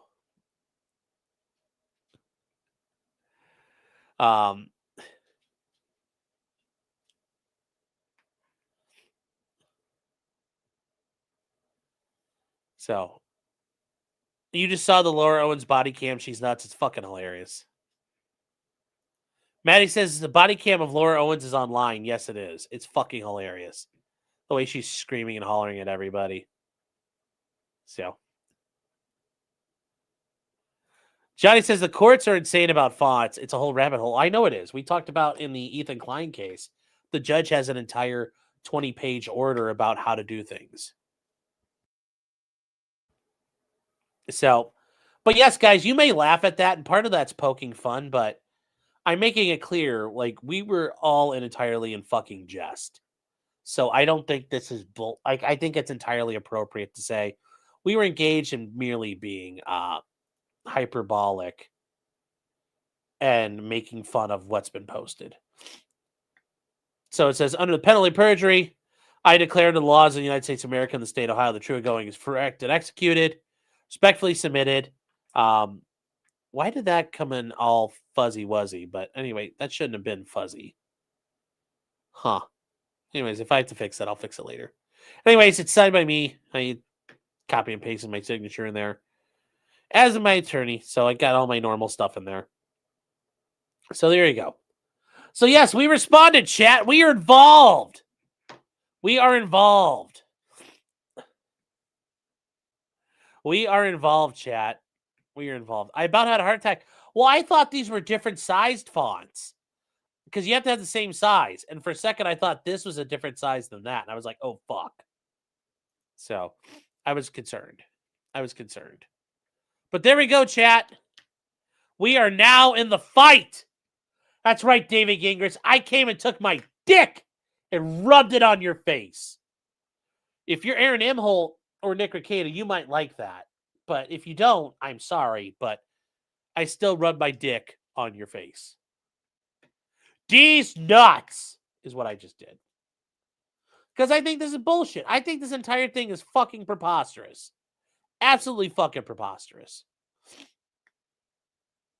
Absolutely preposterous. So, now after Gingras did all of this, once again, we go back to this thing here. The parties involved.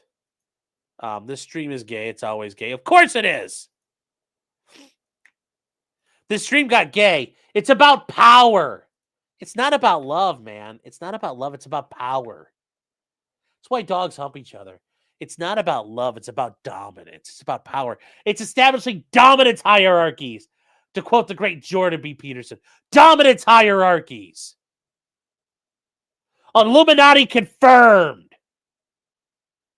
Dominance hierarchies. Like the lobsters.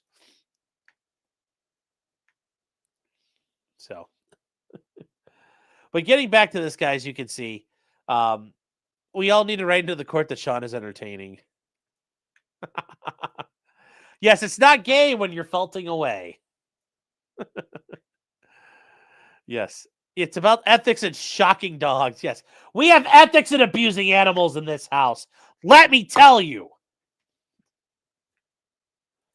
But anyways, guys, going on here, we see that there was a even though the stuff had been filed already, notice when you dismiss things, motions are still kind of left out in the open of what's been filed, what's not been filed. And remember, even though Cody dismissed his claims, the lawsuit that Matt has filed is still existing, so there could still be sanctions and motion practice. So I know some of you might say, somebody messaged me just now in Discord and said, well, wait, if Cody quit, why does attorneys keep filing things? Matt's case is still active. Remember, Matt has sued Cody. And then remember, at the same time, Cody sued Matt. There was a countersuit, a counterclaims. So there's still stuff going on here. And the parties are seeking leave to file all kinds of things here. And these parties are just panicking and panicking and panicking. And then from here, there was something that got filed. And it's very interesting because there's something that got filed, and this is through Cody and his new attorneys. And it doesn't make any sense why they did this. Notice we're in the Middle District of Florida. There's a pendency of another action. So this action is related to a pending or closed civil or criminal case previously filed in this court. And it is Defense Distributor et al. Versus John Ellick, also known as Ivan, the Rat Man et al. And it's now in the Southern District of Florida in West Palm Beach, WPB. So it's now in West Palm Beach. And we're like, wait, what? What? Hold on now. Hold on. What the hell's going on? And this is where we're like, wait, what? How does this work? How does this case work? What's been filed? It's so weird. It's so weird. It's so weird. It doesn't make any sense. Why are you filing this down there now? And it's. But remember, this is Cody's new team of attorneys. This is Cody's new team of attorneys. And from here, guys, they've gone ahead and filed a new complaint. A new complaint. And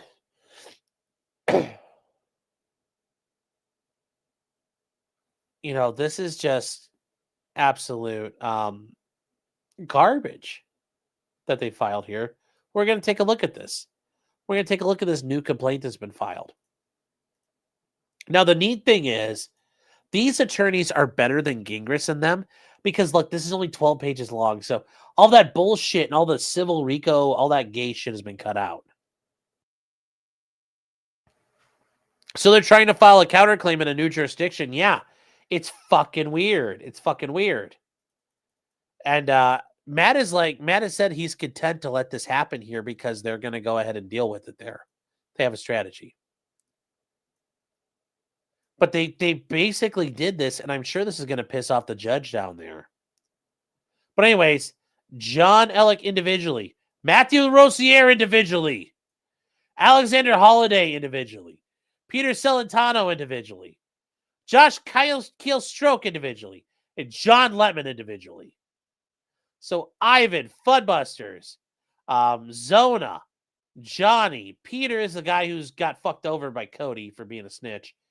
And then Alex is involved with the Catalog Foundation, among other things here.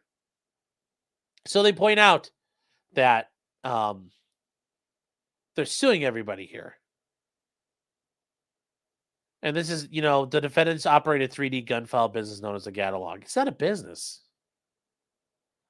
They conspire to make false statements about DEFCAD to deter DEFCAD's customers and to steer them to the rival business, including DEFCAD has been hacked and their names have been dumped, that DEFCAD's customer names are publicly doxed. DEFCAD hosts its site in Iran. Well, Cody does have access to a server in Iran, so that is still kind of weird and not in a funny way. So they're seeking damages pursuant to civil RICO. Once again, chat, it's never RICO. It's never RICO. It's never RICO. It's never that answer. The Lanham Act in Florida law. They also seek injunctive relief. So they talk about the jurisdictions here. We already know Cody and his chode monsters are out of Texas. Matt's from Florida. Ivan is from Illinois. That's right, chat. Ivan is from Illinois. Alexander Holiday is from La Floride.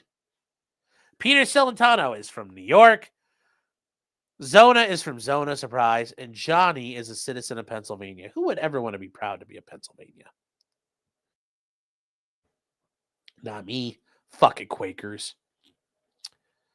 So they say the subject matter are the RICO and Lanham Act claims. So there are RICO, they're suing under federal question jurisdiction. So they're suing under the RICO civil damage provisions. There's never a RICO case.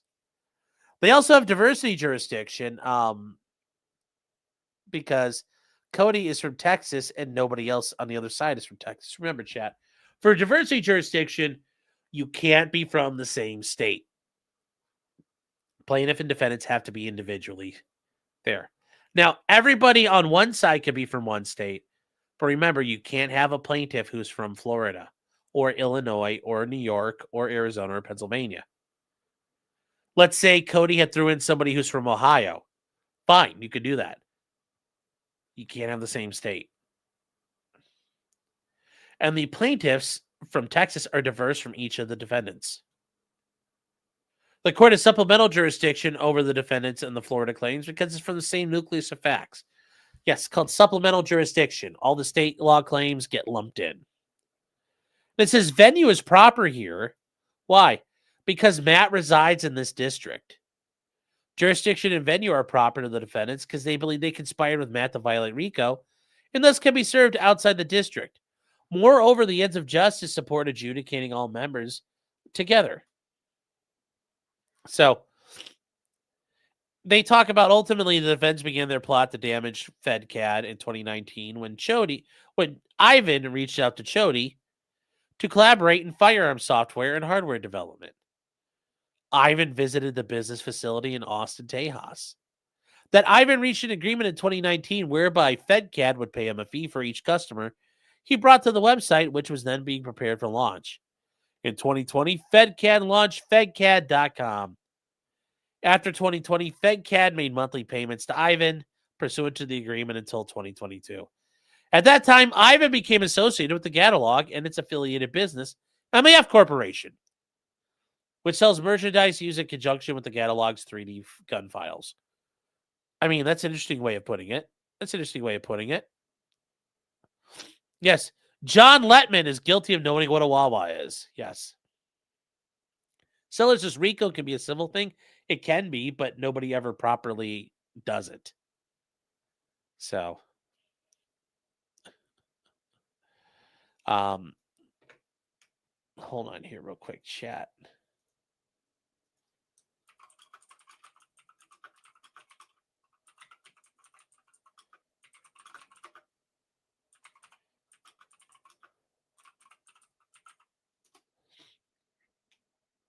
So here we go. Was his server in Fordow? No, his server was not. His server did not get struck by the B2s. Yes, that's the thing. You could try. You could try is the point about a RICO case. Johnny says, whoa, this is Sheets country, son. He must be in Western PA then, because that's where Sheets is. So at that point, Ivan became hostile and demanded that if Cody did not remove certain files, the catalog would spread disinformation. What? They would call him a faggot and a pedophile. It's like, well, he might not be a faggot, but he clearly has a predilection for younger women, as he's gotten in trouble multiple times for that. He followed through on the threat. Thus, in May 2023, they started the FedCAD meme with a graphic stating, "Friends don't let friends use FedCAD." The DEFCAD, they saying that, because its database has been hacked and dumped multiple times, implying its users would be known to federal authorities and anti-gun activists who might harass them. Well, I mean, there's also the idea that Cody has, been working with the feds too. So just saying no to FedCAD and its affiliate sites, which include Defense Distributed. Yes, friends don't let friends use FedCAD. That is 100% correct. Don't use FedCAD. The defendants published and amplified the meme across Reddit, Twitter, and Facebook. Defendant Celentano, by agreement, repeatedly posted the FedCAD meme on Reddit. His post remained the top search for DEFCAD on Google, where he warned customers not to use DEFCAD and instead go to catalog. That's his Holiday, an affiliate of the catalog, embedded the FedCAD meme in his own business quick start guide for 3D printing firearms, publishing it on CtrlPew.com, which is Alex's website. He did so per agreement with the defendants. The meme was pinned to the top of the FOSCAD Reddit meme forum for people in the 3D gun marketplace, ensuring maximum exposure. Josh Stroke through the persona Zona. How dare you claim that? He is transgender, and you're going to say it's a persona? Wow. Very, very transphobic out there. Funded through Matt's Math Corp, reposted the FedCAD meme across dozens of channels. They targeted the meme at DEFCAD's partners, including non-parties, Barrett Collier and Eric Goldhaber, parenthesis, who ceased working with the company after receiving the negative information. There are false allegations like being hacked, its data dumped, and being hosted in illegal territories like Iran. have damaged DEFCAD. I think Cody's even talked about using his Iranian servers. And they say because each of these are spreading damage, it's, violates the federal wire fraud statute, 18 U.S.C. 1343, which prohibits schemes to defraud. They estimate they've lost at least $1 million in sales. Are you fucking kidding me? DEFCAD has retained the undersigned counsel and agreed to pay a reasonable fee to bring this action. At least they're getting their money up front. Better get your money up front, chat. Mr. Libertarian Podcast Review, Mr. Yonky himself. Guys, remember the Libertarian Podcast Review, your number one review of Libertarian Podcast. Also, the number one Libertarian Podcast yourself to review. Man, we need to get together again. It's been a little while. We did a couple of shows together, brother. We need to get back to each other. Holding it down out in California. Out in California.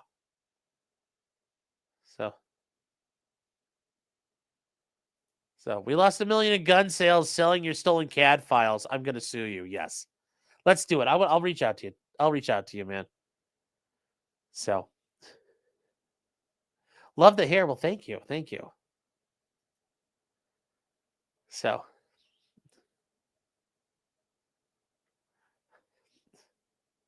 As we keep going here, the plaintiffs, they go reincorporate the paragraphs, the conspiracy to violate RICO. So each person is a defendant. Each defendant is a person. Yes. Wire fraud is a form of racketeering activity. Yes, it is. It's a pattern of racketeering activity as defined. This is both a closed pattern as it occurred over a lengthy period and an open pattern as it won't cease. So the wire fraud has been committed through MAF Corporation, chat. Once again, remember, chat, if you are looking to get your wind chimes, go to MAF Corporation. Use the promo code POCTRIM, 10% off your wind chimes, and help Matt perpetrate and facilitate wire fraud RICO conspiracies. That is how you help support it.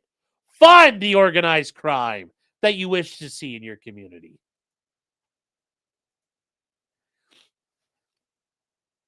At all times, this was done under Matt's direction, carrying on his roles.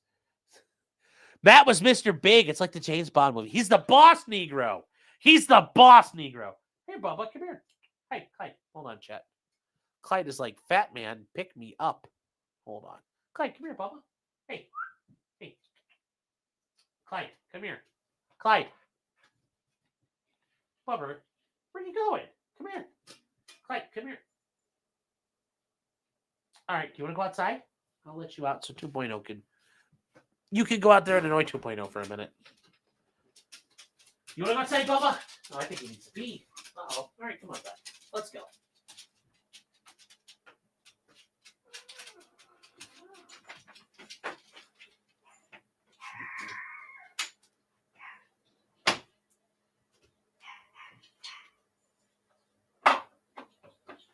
All this shit is in the way.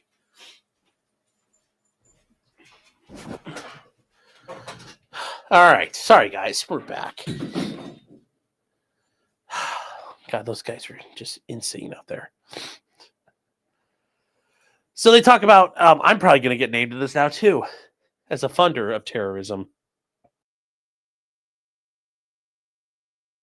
So they claim that MAF Corporation is a RICO enterprise. It affects interstate commerce through contracts with customers in various states to sell gun parts. They're wind chimes, not gun parts. So, by using interstate commerce, you're violating 18 U.S.C. 1962. You're committing a pattern of racketeering activity through an enterprise. So, they want the RICO Act. It's like fucking gay. So, what are they doing here? Well, now Cody's also suing under the Lanham Act by false or misleading representations of fact in commercial advertising, branding DEFCAD as FedCAD, and asserting the DEFCAD's database has been hacked and dumped multiple times, claiming it's doxed customers by providing information to the feds and anti-gun activists, which Alleging that DEFCAD colluded with gun control groups and federal authorities. So, I mean, that kind of repeats, but yes, I've heard that too. Disseminating statements through FedCAD memes, publishing the meme in commercial context, diverting customers. So these statements are false and misleading and they're, to material facts. The defendants made these statements with the intent to harm DEFCAD. The defendant's deception was likely to influence purchasing decisions. The catalog, all the shit's free on the catalog. So the false advertising caused actual damages to the plaintiff, including lost revenue, customers, and lost goodwill and reputational harm. I mean, how much reputational harm can you have when people think you're a pedo? I'm just saying, a lot of people think you're a pedo already. So it's like, how can they do it? How can they do it? So I don't know. Chat. I don't know. They've been unjustly enriched by profits. They have no adequate remedy at law. So they request things under the Lanham Act and they're asking, well, there you go. They're doing tortious interference. A lot of this, you're like, wow. This is what Matt filed. Yes, this stuff is. So they're going after Matt and Alex for stuff. And they're going after him here for things they already did. False advertising. This is the same stuff Matt sued for. They're just literally copy and pasting, which there's nothing wrong with. Then ultimately, notice, this is another set of new attorneys that are joining the battle. Gregory Weiss, parenthesis, just saying. And these attorneys, they're getting an attorney out of fucking Illinois, which is weird. But look, now we've got two. Cody now has two sets of new attorneys. There are two sets of new attorneys. This is something happened and it's not clear. Why does Cody have now two teams of attorneys working for him, filing in separate things? I just don't know. Like I said, Cody Wilson yeeted his entire legal team, guys. And it doesn't make any fucking sense at all. Why would you do this? And this whole case is now asunder at this point. This entire case is a fucking dumpster fire. Like, I don't know what you do here with this. I don't know what you do at this point. So, I don't know. I don't know what you do.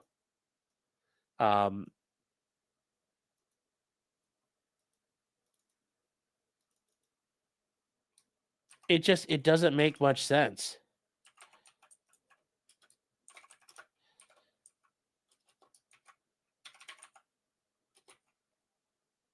Uh-oh, people are messaging me now. So let me see here, chat. What do we got? Who's messaging me?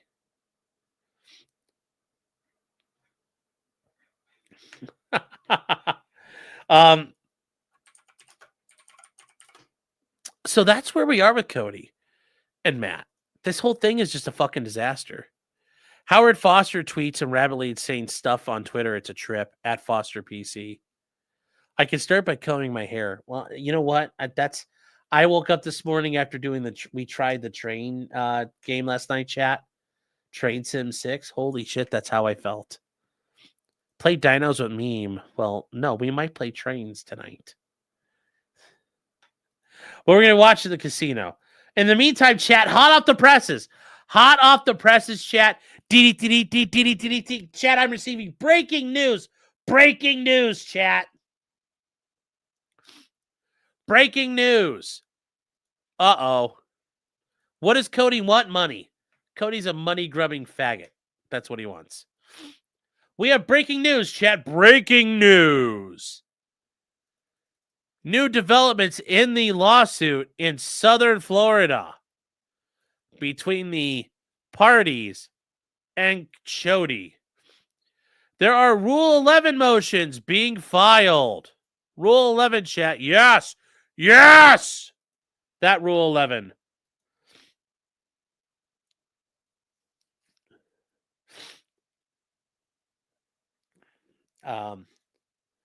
Rule 11 motions, chat. for sanction against plaintiffs and their counsel. Here we go. So that the frivolous. But notice the big stuff here. This stuff is frivolous and warrants sanctions. It does. The biggest things here, though. These actions are barred by statute of limitations. Uh-oh. That's a Rule 11 thing. Uh-oh.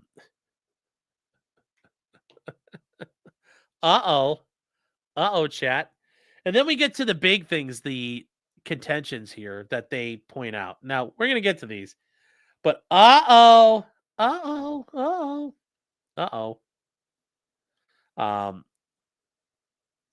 I do like this here. So, John Ellick, who goes by Ivan online and lives in Alton, Illinois.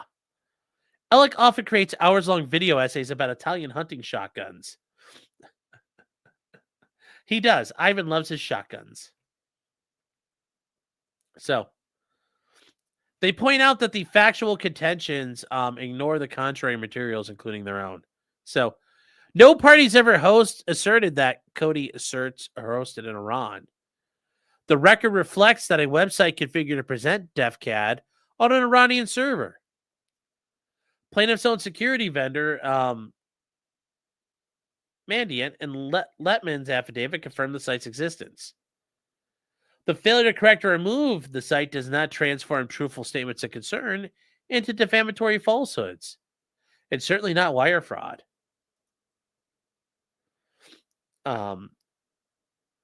I could show it as pretty choice. Well, I'm sorry, man. I thought, that's like, he then says that you could show this. I'm like, the hacking contentions. Cody's own records corroborate they were hacked. In 2021, they compensated an individual whom they knew as JG after JG discovered a vulnerability that did, in fact, enable access to sensitive data.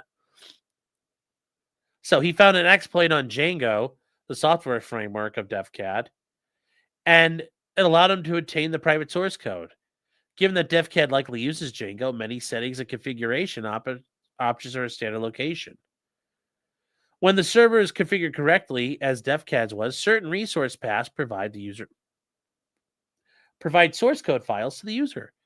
The address, username, and passwords of the database were exposed via the Django configuration file. JG told others the database was accessed and shared. Plaintiffs and defendants also produced a discovery web security reports indicating the site was likely compromised. Notice, this is from the other case. And they're trying to do this in two different areas.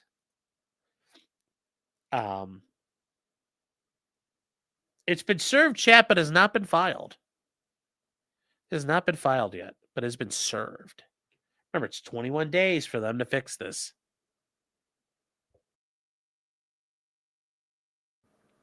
So.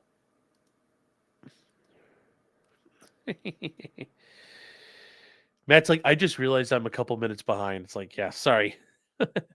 And the plaintiffs are acutely aware of the veracity. At minimum, this is not a true statement, and it's correct. The doxing contentions. Cody's claiming that Matt and them conspired to make statements that the DEFCAD names have been doxed. However, they never offer evidence of either of these claims. Instead, they only provide the FedCAD meme. The meme makes only one reference to doxing. As DEFCAD is well aware, DEFCAD, in fact, turned over non-public information about gun designers to an anti-gun organization in a lawsuit where DEFCAD was sued for willfully infringing the anti-gun organization's trademarks and refused to cease the infringement. This happened, chat. This is confirmed. Additionally, Cody's own behavior has included rampant doxing. In LaRosiere versus Wilson, Cody disclosed that he had paid for multiple private investigators to gather personal information about the defendants. Cody provided communications where he discussed plans to dox Peter Celentano. Cody also publicly posted John Ellick's private banking information on Cody's blog. Cody's willful copyright infringement has resulted in several unrelated individuals' information being publicly posted. A great wave of doxing and de-anonymizing follows Cody, and through him, the plaintiffs in his case. And then ultimately, This is a shotgun pleading. This is an 11th Circuit thing. So it asserts multiple claims against multiple defendants, but without specifying who did what, and is replete with conclusory, immaterial, and vague allegations untethered to the elements of any claim or defense. These are shotgun pleadings. You're not allowed to do them in the 11th Circuit. Compounding that, they rely on groove labels and collective conduct across time. And then real quick here.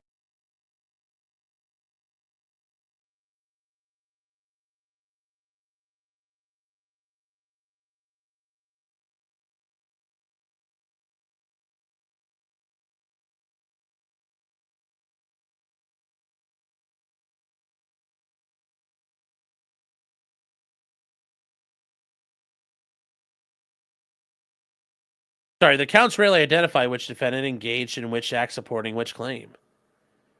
Yes, there's also they kind of fucked up because they kind of, you know, also remember, chat, they basically had done these claims somewhere else in Matt's case. So this is their second time filing this. So this is going to be the end for them. This is going to be the end for them.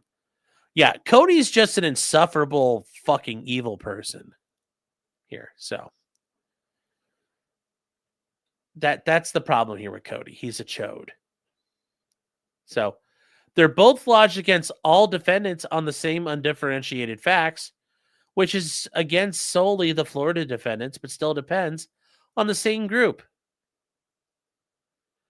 Say the venue and personal jurisdiction contentions are frivolous as the out-of-state defendants and remain unsupported.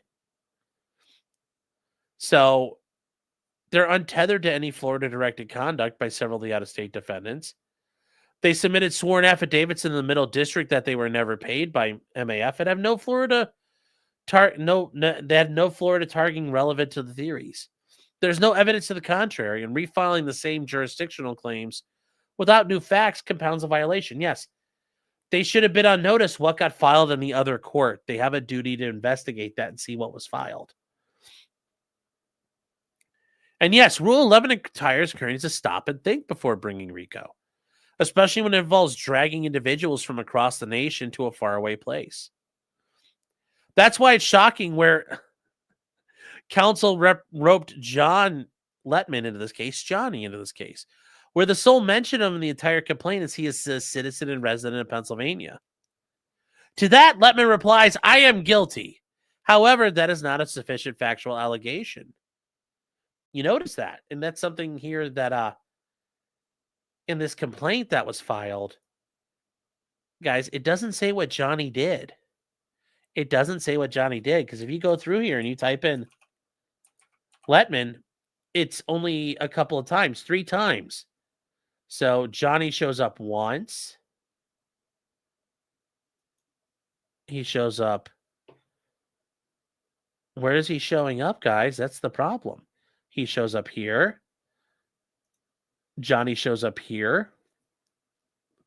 So where does Johnny showing up? And then ultimately Johnny's name shows up in the caption. So only twice. They don't say what he did. They don't say what it is. Criminal to live in Pennsylvania. Yes. What did you do, Johnny? What did you do?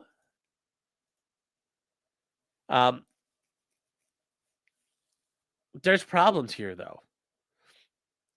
You know, no reasonable attorney would have filed this. I don't think so. I don't think anybody would have reasonably filed this. And they say that they can argue they have clean hands. But they knew better. They knew better. And ultimately, the court can impose sanctions on any party as well who violated the rule. And they point out the client has made a knowing factual misrepresentation or is the mastermind. And guys, guess what? Gingras, when we talk about Gingras's declarations, what did he say?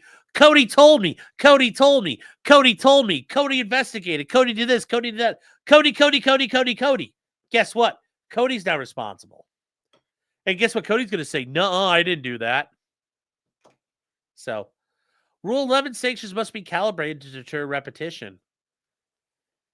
And they say, given the voluntary dismissal and immediate refiling in different districts, The public threat post, the shotgun pleading, and the ludicrous RICO theory, deterrence is needed. That's right. Deterrence needs to be dispensed, as it were. So what do they want? They want to strike the defective pleading, dismiss it with prejudice, award defendants reasonable attorney's fees, and direct defendants to submit sworn declaration of fees within a certain time, just like Russell Greer's case, and grant other reliefs the court deems just and proper. Gary Dupuy, Matt LaRosiere, and Zach Zermay. Notice, Alex has his own counsel, Matt has his own counsel, and then Matt is counsel for Zona, the Rat Man, and Johnny. So, and notice this was served on October 1st. You have the Rule 11 safe harbor things. And I will not file this motion with the court for 21 days. Yup. I live in Pennsylvania. This is a capital crime. It is. It is. Come to Ohio and save yourself, sir. We have sheets in Ohio now, in Eastern Ohio. You will feel at home. We don't have gay state police like you do. Pennsylvania, where the troopers have funny hats. They do. And they have weird looking hats. But anyways, guys, that's kind of the setup right now. Cody's case is fucking imploding. He fired all of his attorneys, got new attorneys involved, and it's not clear what the fuck is going on. It's clear. It's not clear what's going on, chat. And notice, see, Gingras, I did that in 2 hours. That was long and strong and efficient. So, is Russell Cody? Is Cody Russell? Funny. No, because Cody can actually pick up women. So, Jefferson Post says, no, I had a simple rooster-haired lawyer chat. Yes. Thank you. Squizgar also says Cody's USAID money finally ran out. Could be. Fair Frozen 55 says, you hear about Silver Eagle in Virginia snitching to the ATF about a guy that had an FRT at the range. I've heard about it a little bit, but it sounds like it's not clear what this guy did. But don't bring fucking shit like that to a range and put it in a rental weapon. That was the problem. He stuck it in a rental weapon. John says, I go to Harbor Freight today. No, I did not have time. My haircut got pushed back a little bit, about 45 minutes, and I got done. It was like 3:30, and did not have time. I came home, did some work, and I took a little bit of a nap. So I'm going to see if 2.0 will go with me tomorrow morning. See if we'll go out and get some flashlights. Squizgar says, fatigue is stored in the balls. Yes. John Coleman saying, is it possible David Gingras' shit here is related to Laura Owens? No, not right now. Who really fucking knows? These guys are lunatics. Darcy says, David Gingras is going to talk bad about you on Truth Social. Oh, fucking well. Oh, well. Malcolm Combs says, Gingras is trying to get out of redeeming his pass. Yes. It's okay. I've redeemed it for you, Sar. Fair Frozen says, whoa, Sean, when did you frost your tips? And you started a food show about visiting diners for sandwiches. Was this channel never about the law? It's never been about the law. Chat, it's never been about the law. No, it's never been about the law. You guys should know better. What's it about, chat? It's simple. It's about trains. It's always been about trains, chat. That's right. That's right, chat. It's about trains. That's right. It's about trains.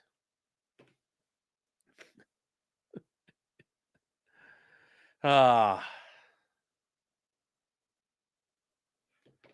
then Johan Naxos for $20. Thank you, Johan. Says that haircut is 100%. I drive a Subaru in a Ted Leslie lumberjack event. Well, thank you. Johnny has the sued by a molding pedo multiple times award. Yes. Oh my God. So, yes, Cyanide Clone is right. We lost $1 million in sales that would have been from selling your stolen gun files. I'm gonna sue you. I know. Suffer, Cody. Suffer harder. The Tylenol runs strong in Sean. Yes, it does. You should get Derail Valley, my name. Wait, Johnny, do you play this? Are you joking or not? Because I play as Timothy McVeigh. Running a train, that sounds close to being a ricada. Well, we're doing trains in England, not Jamaica. Although, to be fair, Jamaica's part of the Commonwealth, so. Are we going to do this tonight? We might do this tonight a little bit while we watch the casino. I don't know. I do. Derail is Keno. Okay.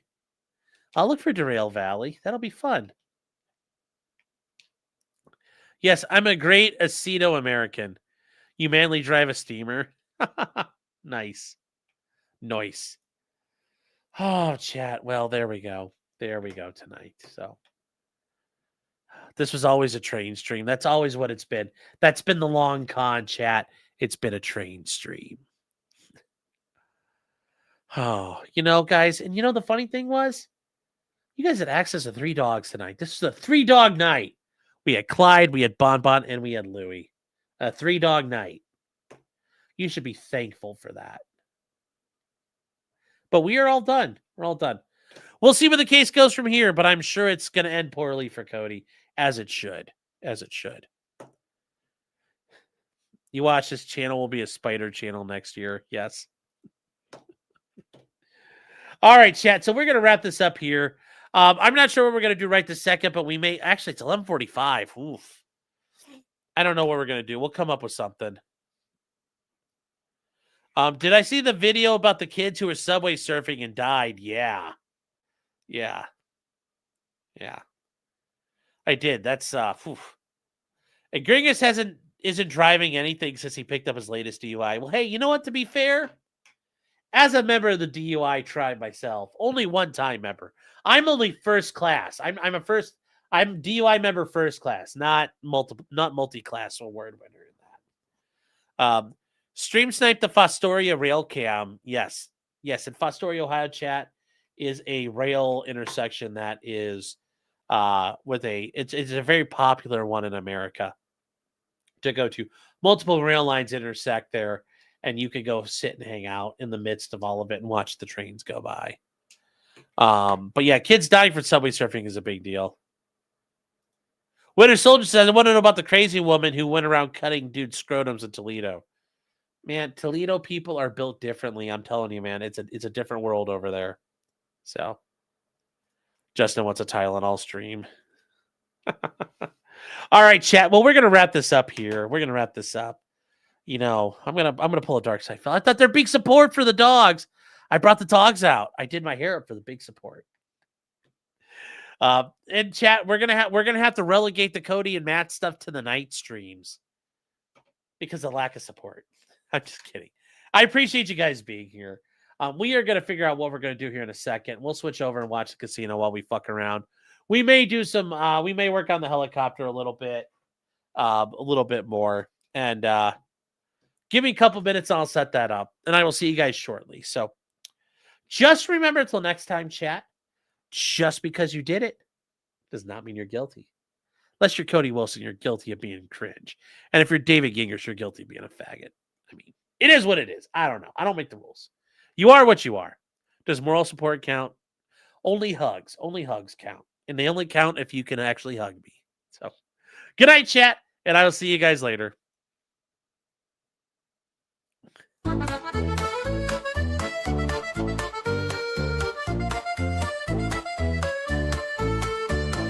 Weapons, blacksmithing, and models of planes, esoteric works, and even some trains. Much merriment had while drinking White Claws, tips on hunting, and even talking the law. Whatever you do, just don't talk to cops, even when they nab you on illegal stops. Just 'cause you did it doesn't mean you're guilty. But please talk to a local attorney. Was that the fat guy